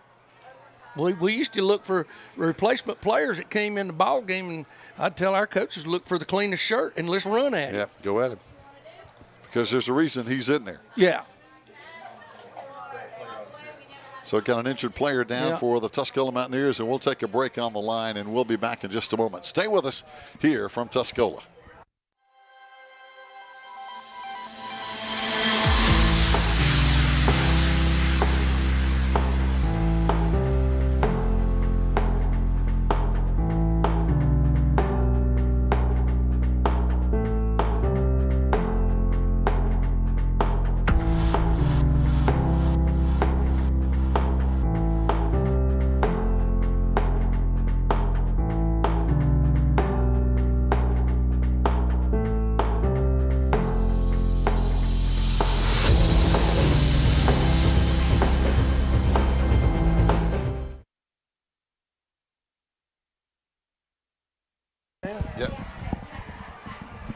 Fans, welcome back. Now Tuscola, after the time on the field, got a third down now. The Mountaineers going to line up everybody on the line of scrimmage. Empty backfield. Third down and almost 10. Got that covey set to 3 here and the split receiver. Now they're going to widen them. That's 4 to the wide side of the field. Here comes a blitz. Going to try Collins to look. after him. Oh, he Lordy. got through the blitz. Yeah. He got through the blitz, and he got the first down. Yeah. Boy, he saw it coming and took off. He did.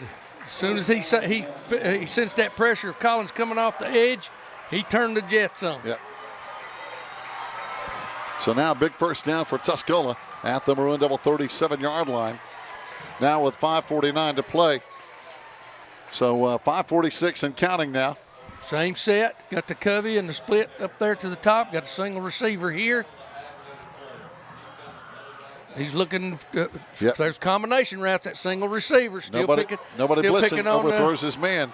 Still trying to pick on Reese over here. Yep. We had pretty good safety coverage. He had to overthrow him. Yep, on CA down there again. They're really trying to get the ball to 13 on CA. And so that'll stop the clock now. 5.5 minutes to play. One thing about this passing game, well, it stops the clock. It does. It strings it out. And if we can play our cards right here and just get this football back by hook or crook, Yep. then we'll be in control of the ball game. So right now, Pisgah winning over Hayesville, 32-7. Final score: Pisgah winning over Hayesville without much trouble there. Robbinsville over Allegheny, 34-0. Here we go. West back to throw. Still looking for that single receiver. There he goes. Plenty of time. Up for grabs. Jump ball. And this time he got it. There's a little. He's going to taunt a little bit and get away with it. Yeah, that was, again, on CA. Yeah. And he just a jump ball. Yeah. Okay. And he pulled it in for the touchdown. We got something going on back here. I'm not sure what it is. There's a flag on the far sideline over there. Yeah. John Crompton very unhappy, so this touchdown may come back. Yeah. It's coming back. Yep. Let's see what it was, if it was a hold or if it was somebody moved out there or something. I'm not sure what happened. Formation may not have been right. False start. So it must have been one of the receivers that took off. Had to be. I swear they must have changed the rule. I thought you blew it dead as soon as that happened. Maybe I'm wrong. So now second down and 15. Still 5:21 to play. And the officials now start the play clock. John Crompton still on the field talking with his offense, but there's still plenty of time on the play clock. But they make now they send it back out. All right, getting the single coverage over here. Oh, now we're going to see it switch. You can see Collins out here now. Reese is off the field. Collins is over here in coverage with this with their best receiver. Now they're going to run the combinations. He's going to go that way. West throws it up, deep ball again. Down the middle. Just a timing pattern. And Collins, they were trying to run two receivers into the post. Both of them running posts. And they about threw it into Collins' hands because he was chasing that. Right in the middle of the end zone. Yeah, he was chasing that outside receiver down into the middle of the field. So now third down and 15. Stops the clock at 5:14 to play. So, boy, you're right. You're talking about a secondary getting tested. Yeah. It is getting tested. It sure is. Maroon Devils running 4 secondary people, 2 safeties, 2 corners. Traditional look, if you will, on pass coverage. Using the outside backers to either bring pressure or get underneath coverage, like you're seeing right here. Penalty flag on the play. Yeah. West is going to run it. He's short, but there's a flag on the play quickly. Yeah, that had to be a hold on the edge. They're not used to that run blocking very much, and like I said, they get away with it with pass blocking. You can teach your kids to shoot their hands up underneath there on pass blocking, but if it's a holding call, that's basically what happens. They start run blocking, and they reach around those arms and grab them. And another false start. Oh, a false start. Yeah. Okay. Wow. Well, it wasn't then. It's he threw it really quick. But a false start, somebody's got to be moving somewhere. Yeah. It may be that they're simply making progress towards the line of scrimmage as the ball snapped, and so they're letting the play go on. So now that moves the ball all the way back. Well, now they're going to re-spot it. Now they're going to spot it at the 42. They finally got it right. Third down and 15. We declined. Declined it. Yeah. That's why they moved the ball back. Yeah. So now fourth down. Okay. That's exactly why he declined it. Smart move, Coach. Oh, now we're going to see a timeout called by Tuscola. So big play coming up here. Yeah. This is the turning point for them. Yeah. Fourth down at 15. If you don't convert here, this could be game over. Well, I'm keeping my eyes on the wide side of the field. Or if they put that single receiver into the boundary over here, they're going to try to run him open any way they can. But that wide side of the field against this offense is a scary proposition. Yeah, it is. And especially with his running ability. You get man coverage back there and your back's turned. He takes off with the football and he can go. Yeah, he wants to throw it. That's what he wants to do. Yeah. He wants to find those open receivers. And I can see him coming back out with that Covey set again to that split. Or do you send a spy in for the quarterback? Yeah, that's it. You just want those linebackers in underneath coverage. That's their job. They're dropping into that curl to flat area, but now their eyes don't leave that quarterback. Now he may bring pressure. Yeah. This may be a situation where him and Coach Napier decide they're going to bring pressure off of one side or the other from the outside backers, being Frost or Andrew Cody over here on this side. 4 wide left side. Good tilt out here on the edge. 4th and 15. Going to see. Nope. Going to place Three-man rush. Here comes the late blitz. Late blitz. Oh, West steps get up. him. No, throws incomplete. it short, incomplete. It's Maroon Devil football. It is. Reese come back in the game. There it was, a comeback route. Yep. He was just trying to get the first down, man. He was just running upfield and did the comeback. And that late blitz, I think, caused pressure. Now, yeah, that's what it was. And Skeet missed him, but now if you delay it like that, then that's when he can't see it so well. And then when he does see it, he's got to get rid of it because that linebacker's unblocked. But all the offensive linemen are engaged by that time. So now with 5:02 to play, 30-26. And now it's some clock management and first downs. It is, and we're probably only going to see about 2 plays. It's going to be veer. Yeah. Either in bubble veer, but if they walk that linebacker up there, he's going to run the outside veer, or we're going to run the trap. Yep. And then there it is. He's right there in the gap. Yep. There's the trap. Boom. Popped it outside of the trap block. Hang on to it. Yeah, Josh gets 4 yards. Yeah, pick up 4 yards. He actually bounced outside the trap block. They closed it that time pretty good. He didn't have a seam to get in. And what they're trying to do now is get those guys to close faster before they get trap blocked. And good blocking over there on that side by Nolan Fisher. So now second down coming up in 6. You try to teach your backs. If you see that defender's head go inside that offensive lineman, then pop it outside. 2nd and 6. Maroon Devils taking Split some backs. time. Looks like it may be a veer set. Yeah, 8-man front. We'll see. It is. Outside veer. Reese got an kicks option. it, pitched it. Pitches outside, got a yard. Picked up 2. a yard or 2. Yep. So forced out of bounds. That stops the clock on that wide sideline with 4:14 to play. Yeah, you really don't have any choice with that. It's he got all he could get, and they knocked him out of bounds. So you like to see it keep running, but it can't. Now we got to pick this first down up and just keep eating this thing up. So now 3rd down and still about 4. So right in the middle of the field, Maroon Devils again.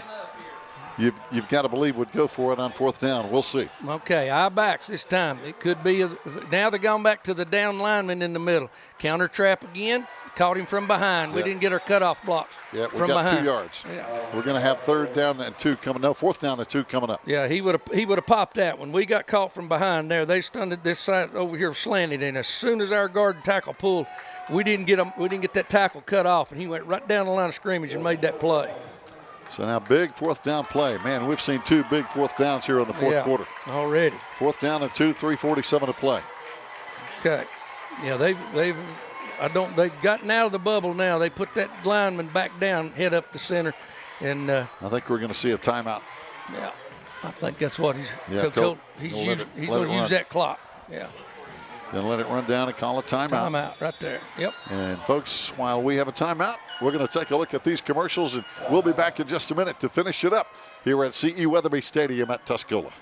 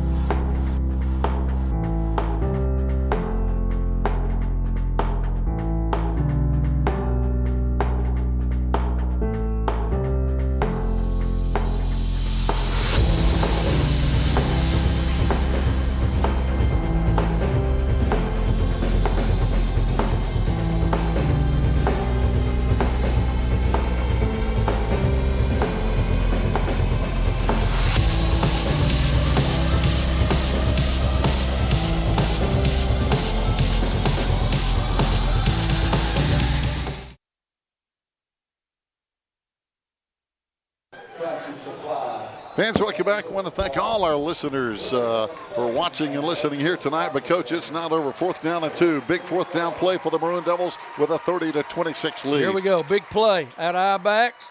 Counter trap this way. We didn't get it. Got us. They stuffed us. Oh, my goodness. Yeah. They Stopped ran us. a scrape and brought both backers outside in. They were just And going the to stop. safety. Yeah. They brought them all. They brought them all. They sold out. Yeah. They brought everything right up basically in the A gaps. Yeah, that might have been, I don't know. It's one of those things that coaches are always second guess themselves, and I bet you Coach Holt's right now thinking he might have let Reese keep that thing and get on the edge with it, run that naked bootleg again. So now 1st down, Tuscola with football back, 3:22 to play, and we know Tuscola doesn't have, they don't need a lot of time to score. They don't. They have a quick strike. It's a blink of an eye. And our secondary is going to be tested right here. Got Collins back out here now, and the receiver over here is pointing at him like we got him.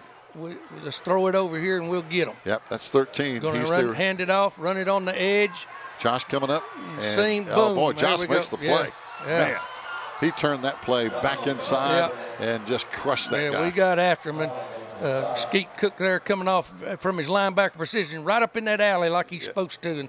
And Collins taking it from there. Yeah, so only a yard gain, 2nd down and 9 coming up, 3 minutes, and the clock is running. The clock is running. Kids looking to the sideline of Coach John Cropton for the play to be called in. He's planning on scoring within 2 minutes, so that's the whole plan right here. 2:45 and counting, 10 seconds on the play clock. Jed West still looking at the coach over here. I believe that's the last time we'll see him run it. Yeah, here we go out of the bunch set, motion. Gonna have to hurry. Have to hurry. They got it. Single receiver. Got it got snapped. The out route. No, it's great play. Knocked away. Gonna be knocked away. That's is that Corey Stillwell? That's Stillwell. What a great play. He broke on that ball at the exact moment he needed to. He got there when the ball did. If he could have picked that one too, it'd been 6. But now that's a great defensive play. Yeah. Good timing. He timed that perfect. He's seen that route so many times now. So now 3rd down and 9. Tuscola 2:29 to play. Still lots of time on the clock basically. Yeah. 30-26. Maroon Devils on top. 3-man bunch on the left side. Yep. Got the motion out. Combination routes again coming up. There's the out, in, West slide Fires cut. got his man on the sideline. Yeah, he just didn't. Yep. They took advantage of him breaking up that time. He was chasing him, and he was in chase mode, and that's not good. Yep. So Corey Stillwell over there on the tackle on that side, but that's a Mountaineer 1st down. Yep. Down near the 29-yard line, 1st and 10. 2:22 and counting. So many different combinations of route. Now they're going to switch the field on us. Now they're going to put their got trips on the right side. Yep. And run twins into the boundary over there. With their ace receiver out there lined up at the very edge. Man in motion. West rolling to the right side. He's going to keep it all the way, and he's got another 1st down down inside the 20-yard line, all the way to the 16-yard line. Goes the quarterback Jed West on the keeper, and looks like he had that in mind the whole play, the whole time. It did. Yep. That was pretty much designed. They turned back block and hemmed us up inside by using that inside receiver there. So now 1st down, Tuscola at the 15-yard line, 2 minutes to play. Man, this game literally going right down to the wire. Maroon Devils with a 30-26 lead. Tuscola has to get 6. 3 will not get it done. There he West, goes, running a quarterback draw. Yep. Quarterback draw for a couple of 2, maybe 3 tough yards. Yeah, clock's running. Yep. 140 and counting. We don't know what the timeout situation is for either team, really. Right. Can't see it on. I haven't kept up with it. No. So 2nd down. Mountaineers need about 6, almost 7. 124 and counting. They really don't get in any hurry, even though the clock is running. No, they're not going to panic. They're down there in that red zone. They figure they got plenty of time to make this happen. 5 receivers. That lineman moved, and I'm not real sure. 5 receivers. Pass set. West stepping up. He's got it. room. He's got room. Boom, Joe. He's hit down at the 7-yard line. Big tackle. Joe, come up and tackle him. Clock's still running. That's a big tackle. It is. And it's not going to be enough for a 1st down. He's dangerous, man. He is. Know it. West is an athlete. Yep. So right now, Tuscola's going to need, looks like, a couple of yards on 3rd down and 2, and there's a timeout called by the Mountaineers with 45 seconds to play, and they are literally 8 yards away from the end zone. So let's keep it right here and see. You've got to think West is always a threat to run it at this point in the ball game on this point of the field. That's the danger right here. The field is condensed. Yeah. They don't have any long routes. You ain't got to cover a fly route now. You know you got to cover the skinny post. You got to cover the outs. But more importantly now, when he see if we cover them up, he's going to pull that football down and try to get it in the zone. Yep. And he's so quick. And he's a dangerous guy with a football in his hands.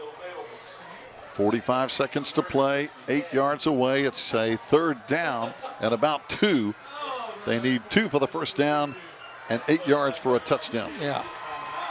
I can see them coming back and throw that screen to the trips over here again, where one of those receivers makes that end cut right at the linebackers, and they try to rub him off right there. Let's see. 5 receivers, West to throw.